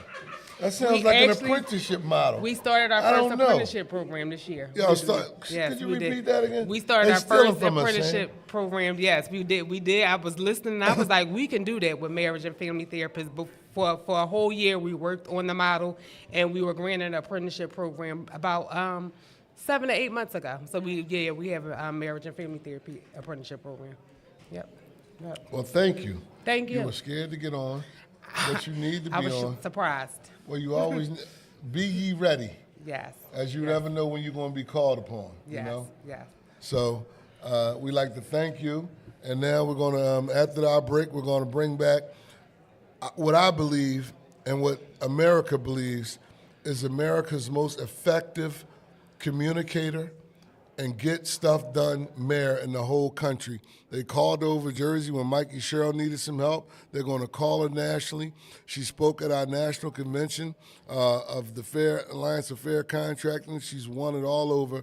Our mayor you're going to hear from next is Sherrill L. Parker.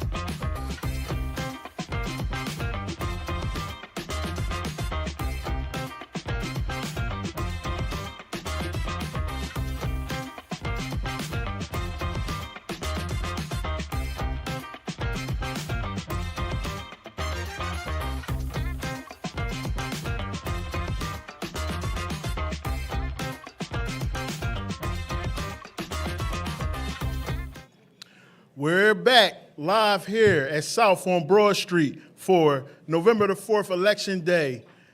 Council, one voice, one council, one council, one voice. We have a leadership panel today ready to talk about some of the things that are really important in Philadelphia and beyond. All the way down to the end, we have none other than our business manager, Vice President Ryan Boyer Sr., and beside him is our illustrious mayor, Sherrill L. Parker. And next to me, our VP, Vice President of LIUNA, Sam Staten Jr. So we're just gonna go ahead and throw the ball down to the end and for Ryan to go ahead and lay the table for what are some of the things moving towards the future of Philadelphia. Well, listen, the future of Philadelphia is here.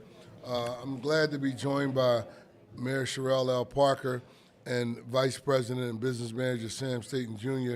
And it's always good to be with Sam because no matter where we go, we're in West Virginia, we're in Washington, you know, that word elder statesman come up. And that's like to keep your little brother in check when he get a little wild. And that's he always played that role for me, you know, slow down and those things. But as we talking about this election, both Sherelle and Sam, I look at all the issues that they're talking about. Those are issues that we tackled in Philadelphia or trying to tackle. Affordability is a big one. Now we talk about food insecurity. And we just talk about your no-nonsense approach, Mayor, to getting stuff done. And Sam, what can we do to help people get out the vote? We have Shakur here with the ex-offenders and things of that. So, Mayor, if you could touch on that part first, and then Sam, you. So Ryan, Sam, and Issa, thank you all so very much for having me. I always like to start and state for the record that I would not be mayor of the city of Philadelphia were it not for the support that I received from labor and from LIUNA, the Laborers District Council in particular. And again, history is extremely important. My career as an elected official was started with the laborers and the leadership of Mr. Sam Staten Sr. as my foundation, so you all are family. Ryan, the first thing I love about your question is that it puts in context that all of our work here in the city of Philadelphia, and quite frankly, the need that we're hearing reverberate throughout communities relative to affordability. I'm happy that in Philadelphia, we've already been moving down the right path. The ultimate goal for us is to put Philadelphians from all walks of life on a path to self-sufficiency. What does that look like? It looks like making sure people have a skill that allows them to have a career where they can earn a living wage, health care, and retirement security, and the only thing that they depend on government for is to pay their taxes. That's self-sufficiency for us. That means that you can own your own home. Now, for the younger people in the city, I've talked to a lot, some who work with the city, and they say, oh, nobody wants to own a home anymore. I don't want to shovel snow and or rake leaves. So, you know, I want to be able to have a condo and or an apartment. That should be readily available to you as well. So I'm proud that through our actions with our $2 billion home program that we've introduced. How much? $2 billion with the support of our City Council President, Kenyatta Johnson, and all members of council. We're working through that. But speaking of home, I've been looking at some other nations and how they've been addressing some housing challenges, and I'm so happy that Governor Shapiro is here because we have an idea, Issa, Sam Staten, Ryan Boyer, we have this idea that we have some key locations, the Navy Yard, thinking about Hillco, I'm thinking about the old Bud site, where there is opportunity for us to build a warehouse where we could potentially have some ground-breaking, innovative strategies. Did I say that diplomatically enough? Groundbreaking, innovative strategies for how we can scale up some of the housing that we need here in the city of Philadelphia. So I'm happy that we are working together. I don't care if we're talking about support for SNAP, thinking about the holistic, comprehensive approach, governor support, local government's response, nonprofit, philanthropic, corporate sector, all of us coming together, SEPTA and transit, intergovernmental, local, state, and federal working together. No politics interfering with what we need to be doing, and that's getting stuff done. And labor, you all are part of the foundation of that. So I'm looking forward to continuing to work with you all to make the city the safest, cleanest, greenest big city in the nation with economic opportunity for all, and to finally give people what they've been yearning for, what today's voter turnout is going to represent. People don't want a good speech from those of us they empower to have a seat at the table. What I just heard you talk to Ms. Farida Boyer from the Black Brain Campaign about is that she got a seat at the table on that professional licensure board, and as a result of that seat and her advocacy and her experience, we now have an associate license available for those who are in the mental and behavioral health industry that are trying to get licensed and certified. That's what they want from those of us who are elected, a government that they can see, touch, and feel the results. where they live and in their lives. And if you're not delivering that, people don't want to hear speech as far as I'm concerned. So Sam, you ever since I've known you, you've been talking about the community involvement, and we used to walk down Marshall Street and we can go to the movies, we could do everything, or you walk down Ridge Avenue, commercial quarters. How important is that tied to voting? First I want to thank the mayor for the great job that she's doing, and tell her to keep faith. We're going to always have your back and support you. When you talk about community, that is community, Ryan. When you can walk out your house and walk to a corner store without fear. You have a bank that's in your neighborhood that you can deposit your money in and don't have to go downtown to get money from the bank. You have a market that you can shop in. Those things make the community. And I think if we get people back that's 90% of the fight, because people will protect their community once they get the investment back that they once had.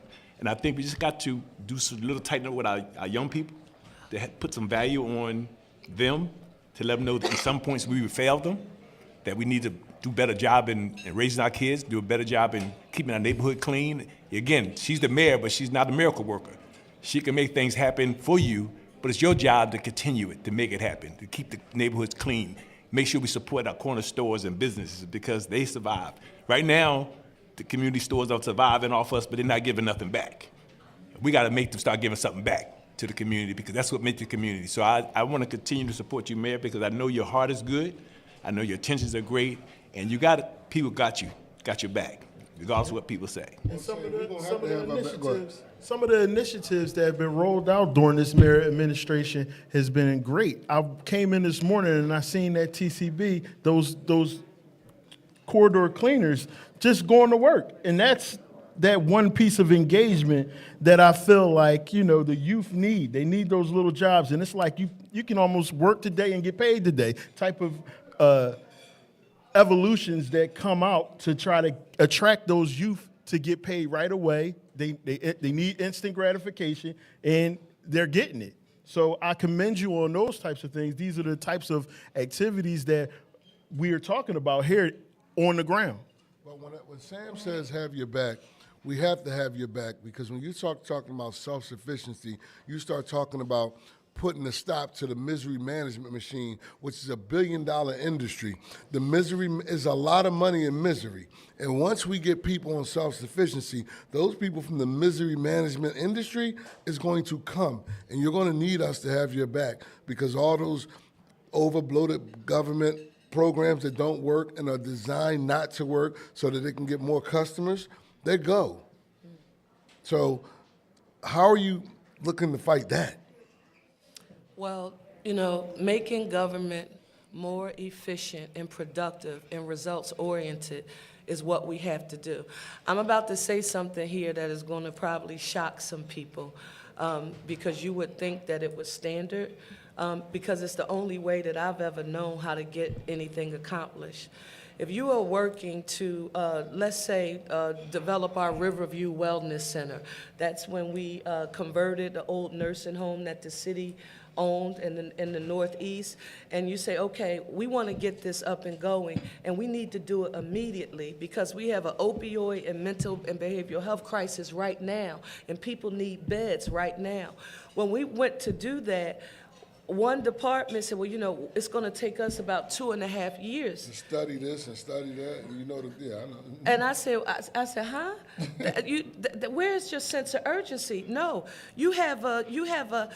My boss lady and teacher, Marion Tasco, is here. My Jewish mother, Mary Herdick, is here. And they would say, anybody who has a nickel and a quarter, they're supposed to sit at the table. And everybody is supposed to be there in whatever your lane is, because we may all do different things. But if each of us is responding with the subject matter expertise that we have and we bring that to the table, then we can solve things. But not when we're working in silos. Well, this is my corner, and I only do this. It's when we all get together. So that's one of the ways that we're trying to do it. And I'll tell you what I learned that I was shocked about. Some people don't want everyone who has a nickel and a quarter to sit at the table, because that's how you get towards a solution. What you are describing is that for some people, the profit is in the challenge of a system not working and not the success of it. So that's what we mean when you hear us say we're going to war with the status quo in the city of Philadelphia. We're putting people at the table who they may agree to disagree on some ways, but everybody agrees on the outcome. And that's what I mean when I say we're trying to change how we do business here in the city. And let me just also say thank you for this. It's not lost on me, Sam and Ryan and Issa, to hear you all say to me that, Mayor, we have your back. I want you to know that that matters a great deal, because when you're the mayor, you're trying to do the best you can with what you have, and you make some decisions that some people aren't happy about. But I can't be the mayor and be effective and efficient and do what's in the best interest of the city if I'm only going to do what gets me a round of applause. I have to be willing to make tough decisions, keeping fiscal stability as our foundation, but trying to move forward with those challenges. So you all believing in me when I've been getting my butt kicked on, a number of occasions, I want you to know it matters to me a great deal, and I want to publicly affirm that and say thank you. It's been some rooms. And definitely, I feel like you have stood up to a lot of the challenges that people confront you with. And I just want to say that. Well, when you think about, she took off running. You go in these neighborhoods and communities and talking to the neighbors in the community. No mayor has ever done that before. And sit down and talk to them so they understand whether they like it or not wasn't the issue. The matter of fact that you showed up mattered to them, and that's why. That's right. Yes. All the time. It was one situation, and I just wanted to go ahead and touch. We were out there in Christian Compassion, out there in Cobbs Creek, and I mean, the temperature had to be about 60 degrees outside, but it was 120 inside of that building. And, Mayor Sherelle Parker, she stood up to all of the questions that needed to be answered. She stayed until the last question was asked, and she answered them. With that being said, you come from a great legacy. I would be remiss if I did not honor Marion Tasco as a great leader in our communities, politically. Her husband, Ishaq, I see him out there as well. But it's one of those things that, we really have to acknowledge and keep the legacy of our history going in Philadelphia, man. A lot of people see us from afar, but when they get here, they see that there's a real legacy here. That's the special sauce. Thank you. Thank you, Madam Mayor. They've given us the rap sign, and as Sam said, you're doing an excellent job. And I'm telling you, one of my offices up the Northeast, and there's not a week that don't go by that the building trades don't get a knock from some people that's saying that they want your sign and that they want to help you in Kensington because they grew up in Kensington when it was great and they want it back, and they affirm the work that you're doing. So you got a lot of people ready to fight for you. And that'll conclude this section of our conversation with leadership. Thank you, Ryan. Thank you, Mayor Sherelle Parker, and our Vice President, Sam Staten Jr. And we're going to close and come back with some more candidates. Thank you.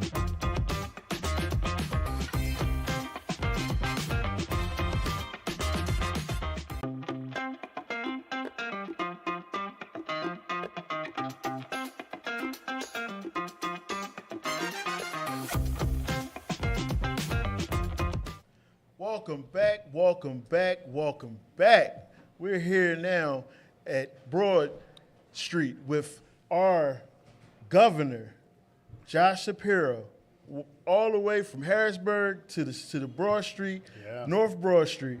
He's here to tell us a few things about Election Day and how we can move forward in Pennsylvania collectively. Good to be back with you guys. This is where you got to be on Election Day. Hey, it's no better place to be than here on Broad Street. There you go. We try to do it. So, Governor, Election Day, Pennsylvania, courts on the ballot. Yeah. You know, when you were the Attorney General, you took the current president to court many times, and most of the times you were victorious. Yep. I think you might be undefeated. Yeah. So, tell us how important this election is, and is it a bellwether for other things to come? Yeah, look, I realize it may not be the sexiest races around, but our courts matter. If you care about worker rights, if you care about access to health care, if you care about your right to vote, if you care about making sure we don't undo the progress we've made on civil rights, you need to care about our courts. And we've got this system in Pennsylvania where every 10 years, our justices on the Supreme Court have to stand for what's called retention. And so I'm asking every Philadelphian, every Pennsylvanian to vote yes to retain these justices. And I want to be clear, Ryan, I'm not asking you to vote yes to retain the justices because I agree with every opinion they issue. Actually, I've disagreed with a few.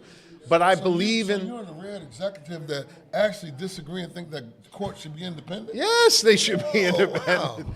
That's a novel concept in our Constitution. They should be independent, and you should respect the rule of law. And man, I had to laugh. Last night, Donald Trump put out one of those fake Twitter things that he's got, calling on people to vote against these justices because he wants Pennsylvania to stand up for the rule of law.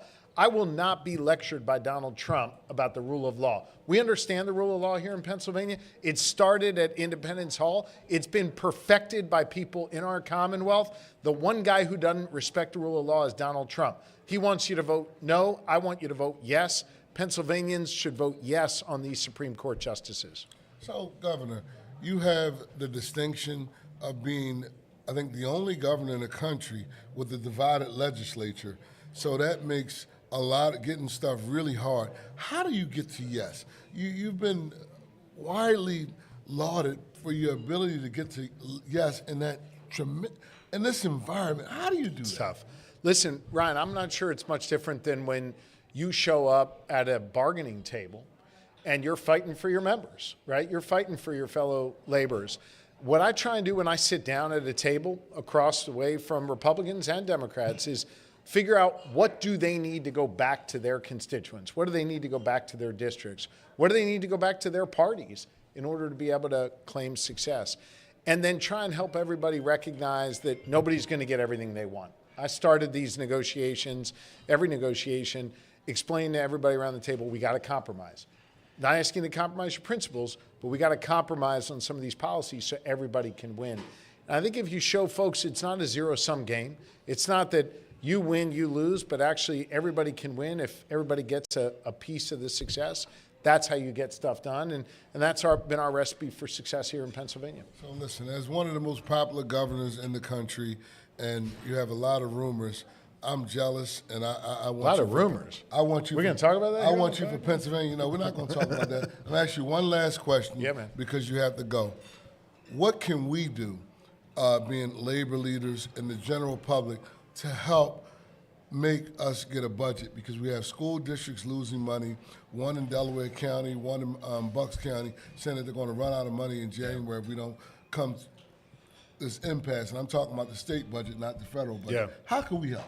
Look, I think lawmakers recognize that it's time for them to do their jobs and get a budget to my desk that's a compromise, that is going to fund our schools and is going to fund apprenticeship programs and going to fund our cops and firefighters and folks we really rely on in our community. I think they got that message. We've had a lot of really good constructive dialogue over the last number of days, and I expect you're going to see some action here very soon. But I do want to make a broader point, and I think it's important for folks at home here to understand this.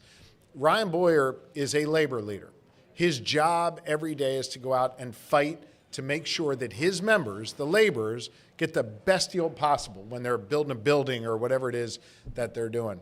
He doesn't have to be doing this work on Election Day. He doesn't have to be hosting this podcast. He doesn't have to be engaged with Mayor Parker in moving the city forward or with me in moving the Commonwealth forward. He does this because this labor union gives a damn about the world around them, and I respect that. So when you ask, what can you do? Keep doing what you're doing. Understand that your responsibilities don't end when your beautiful new hall down the street, when those doors open. When you walk out on the street, you're doing the civic work that is needed of community leaders, and you are a great community leader. And I got to tell you, that is a rare thing. I think sometimes we take guys like Ryan for granted and think that, oh, this is just normal. Labor leaders are involved civically. This is not normal. This is exceptional, and we're grateful here in Philadelphia and in Pennsylvania to have it. And I really appreciate you, man. Thank you, Governor. Thank you for being generous with your time. I see your comms guy looking, and he has major outlets, and thank you for spending time with one labor, one voice. And our members will see this, and we all have your back 1,000%. Thank you. And I know my brother from another mother from the western part of the state, our new regional vice president, Philip Amaris, says hello. Absolutely. He's a great man. By the way, don't lose sight of that either. We've got two LIUNA, two laborers leaders, who are now on the International Board of Leadership, which is exceptional. One guy from Pittsburgh, and of course Ryan from Philadelphia. And Sam, we have three in our region. And Sam, three. Mm-hmm. It's incredible. So that's a real testament to the power of Philly labor and the power of LIUNA. Thank you. Thanks, man. Governor. Good to be with you. Thank you. Good to be with you. So you've heard it. We had the governor. We had the mayor. We have Supreme Court justice. All of the candidates are here. And we're going to close it out with an award-winning journalist, once the governor gets off, Ernest Owens, and what he's doing, because we believe in the next generation of journalists. There you go. By the way, Ernest Fit is a close second to this nice piece you got on here. With you'll have one of these. Look at that. Yeah, It looks good. Ernest has that Alpha Phi Alpha fit. Yeah. You know? Ernest looks okay, but I mean, come on, Ernest. I don't know that you can keep up with that. So closing out, one council, one voice. Be back soon. Right.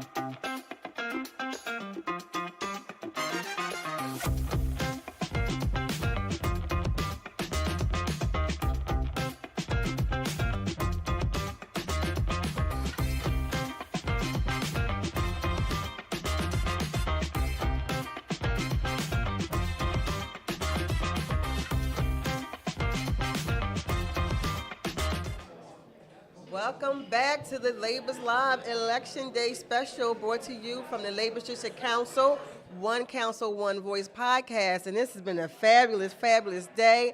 And last but not least, we have with us our partner who has been with us for years, helping us with this show, assisting, and we appreciate you so much, Mr. Ernest Owens. How are you? I'm doing good. I mean, this is a lively crowd that we have here. Hopefully it's as lively in the polls today.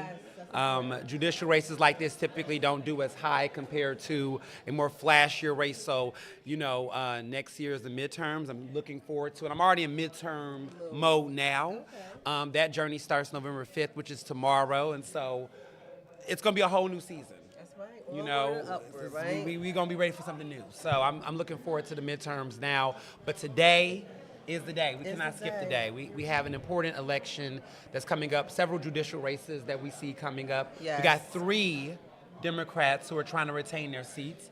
We got some serious municipal court races that's happening, and we also have the DA's race. And even though the DA is in California, he is not currently here. He is out of state. He's in California. Did you have to let everybody know that? Yeah, I think it's important for people to know that. They want to know. They're like, why is my candidate that they're most likely to be voting for, according to polls, right? Where is he, right? He's not here. He's in California. And I'm a journalist. I had to let the people know. I hear you. I'm not a paid spokesperson or a consultant or a lobbyist. I am someone who wants people to know where they're at. But the other DA candidate was here, Dugan. He was here, the Republican candidate. Okay. And he, stopped by, and he's out trying to get these polls. Hopefully the outcome, is one that the voters want. But there's going to be a lot of conversations and questions that need to be had after today. Because a lot of times when elections happen, people think it's a referendum. Exactly. No. We got a lot going on. SNAP isn't a lot going on. The government shut down. We still don't have a budget yet. I hear there's a draft or a concept of a plan with the budget, right, in Harrisburg. And I'm talking about multiple budgets here. Right. The current state budget looks like they're making some progress. We are the only state right now who has not finalized a budget in the country. The only state in the United States that has not finalized a budget. That should be changing in the next couple of days, I hear. But as of right now, it's a lot. It's a lot. And So this election is not going to solve that, people. Right. It's going to help, right? Because we need to keep what we have, right? We got to keep what we have. I think a lot of people are wanting more and more and more and more. But I'm in the mindset of we got to preserve Yes, that's important. what we have, preserve the justices that we have, preserve the rights that we currently have. We should be asking for more and demanding more, but we should also be mindful of preserving what we do have because we can't take it for granted. Well, and to your point, I don't think it's an either or. I think it's Right. it's absolutely an and. And when we talk about Pennsylvania's state budget, we are also talking about a federal government that doesn't have a budget and hasn't in the past, 2 years? I think they did a CR last year. Correct. They're going to probably end up doing a CR again this year. So, Yes. Certainly one of the most important jobs that an elected official has is to pass a budget. And so the fact that, our state hasn't been able to do that, the fact that the federal government hasn't been able to do that is something that folks need to be aware of. And I think certainly I've been watching what's going on in D.C. I think we all have. We don't know if they're anywhere close to any sort of. We don't know if they're anywhere close to having any sort of resolution. We're hearing from some of the Republicans that they think after the election there may be Democrats that are or House Dems that are willing. No, not House Dems. Senate Dems that are willing to concede on some of these issues. But I mean, from the folks that I'm talking to in D.C., that's not necessarily the case. They're still fighting for healthcare subsidies. So Right, and I also we'll think see. what's important too to know is that there's a lot of things happening right now, even in Harrisburg, right? That there is a connection there. But I think people are tired of the hot potato that we see happening in politics, where whenever we get to the city and want to hold the city accountable, they go, oh, it's not us, it's the state. Right. And then the state goes, oh, it's the city, or it's the federal. And it's this hot potato that happens around this. But I think more and more voters and people, because this is impacting their daily life, are now feeling like, you know what, I need to know a little bit more. For so long, a lot of people have been coddled by the reality of it doesn't really matter how politically engaged. But now people are beginning to realize that, oh my goodness, we got to remember this. These federal job cuts are impacting the working class. Right. Specifically, all the black women who've lost jobs in this federal cycle. Because let me tell you what happens. Those individuals have those good jobs. They're the ones giving money to their families back home. They're the ones giving money to their siblings and folks that's going to college. So when the big brother who got the nice fancy DC job don't have a job, they're all experiencing that. Right. And so we're hurting a middle class that is now impacting the working class, because the closest to the middle class, to the working class, is the middle class. If we have a weak middle class, then we know the working class is one step closer to poverty than they are to prosperity. So and that's the scary thing. That is a scary thing. And so now I think a lot of people are forced to have to wake up and know what's going on. I can't tell you how many people these past 3 days have contacted me to understand what's going on with SNAP. I can't tell you how many of my followers. I have everyday people that follow me. We're shaking the table. Listen. But we have people every day who contacts me and tells me things about what's going on about the election and why they care. It could have been a very timely moment to make people wake up and vote. Right. Because whoever's at the Supreme Court can make decisions that not only impact reproductive rights and gay marriage and all these other things, but can impact how SNAP benefits and other benefits happen. If you have a weak Supreme Court on a state level, right? Because we get the vote for our Supreme Court justices on the state level. That's right. If there's a decision that comes to their floor from a Republican majority, Republican Senate, and you don't have a Democratic majority that can slap that down and go no, then it can get worse. If you think it's bad now, it can get worse. And so I think this is important. Politics has always been local. Yes. And we are now seeing how important local politics are. You know, every elected official that we've put in office, they have a duty. They have an obligation to get there and represent the constituents that put them there. And now we're seeing the trickle effect. We talk about budgets. You know, why should the state prepare a budget if the federal government hasn't prepared their budget to pour into the state budget? Right. So it's like a trickle effect. And we're sitting here with our popcorn watching it happen. Right. Our Congress is at home, sitting there, popcorn, Still getting paid. watching it happen. Still getting paid. It's just time to get back into the game. Open up the government, get these bills approved, start moving forward in the right direction. That's the way to go about it. We can't wait. We have to move urgently to get the Congress, get government back moving. Right. So vote today. Get those people ready. Right. November the 4th, we're here live on Broad Street at South. I really appreciate everybody that came, showed up for the podcast. Yes. Yep. One Council, One Voice is taking off. Our members who support us, who definitely support LESIT, our funds, the political action, our PAC fund. We appreciate all of you, all of our members. This is something that we do to inform you, keep you engaged in the political process. Thanks to everyone that showed up tonight. I hope everybody enjoyed the food. I'm looking out. There's some happy people, some people leaned back, some food. Still smiling. You know, it was a good event. If you're not here, you should be here. Every election day, this is where we're going to be. 6 months. Yeah. So 6 months. I look mark it on your calendar. Election day, go vote. Right. Then come hang out with us. Yeah. All right? Can we add one more thing? Because I know we've talked about this a couple of times throughout the course of the day, but Philabundance. We talked about the importance of supporting the organizations that address the issue of food insecurity throughout the region. There are hundreds of thousands of families and individuals that are being affected by these SNAP cuts. And so folks who are here can actually go to the QR codes that are on their tables. Mm-hmm. Folks who are not can go to philabundance.org and donate money. Listen, donate a meal for a family, donate whatever you can. These organizations are under tremendous pressure right now to be able to provide for folks that they didn't previously have to, because they've always provided resources for folks, but now they're not only providing resources for the people that they've always provided them for, they're providing them for folks who have been cut off of SNAP. So again, go to philabundance.org and make your donation, your contribution. That's it for me. Tony, you want to take us out? Yes, thank you all so much. Again, one council, one voice. Thanks to South, the Bynum family and their team for helping us through this day. Also, Syndicate Pictures for this great, great studio setting for our podcast, and all the guests. We appreciate you. Again, Labor District Council, One Voice podcast. Stay tuned. Bye-bye. Thank you.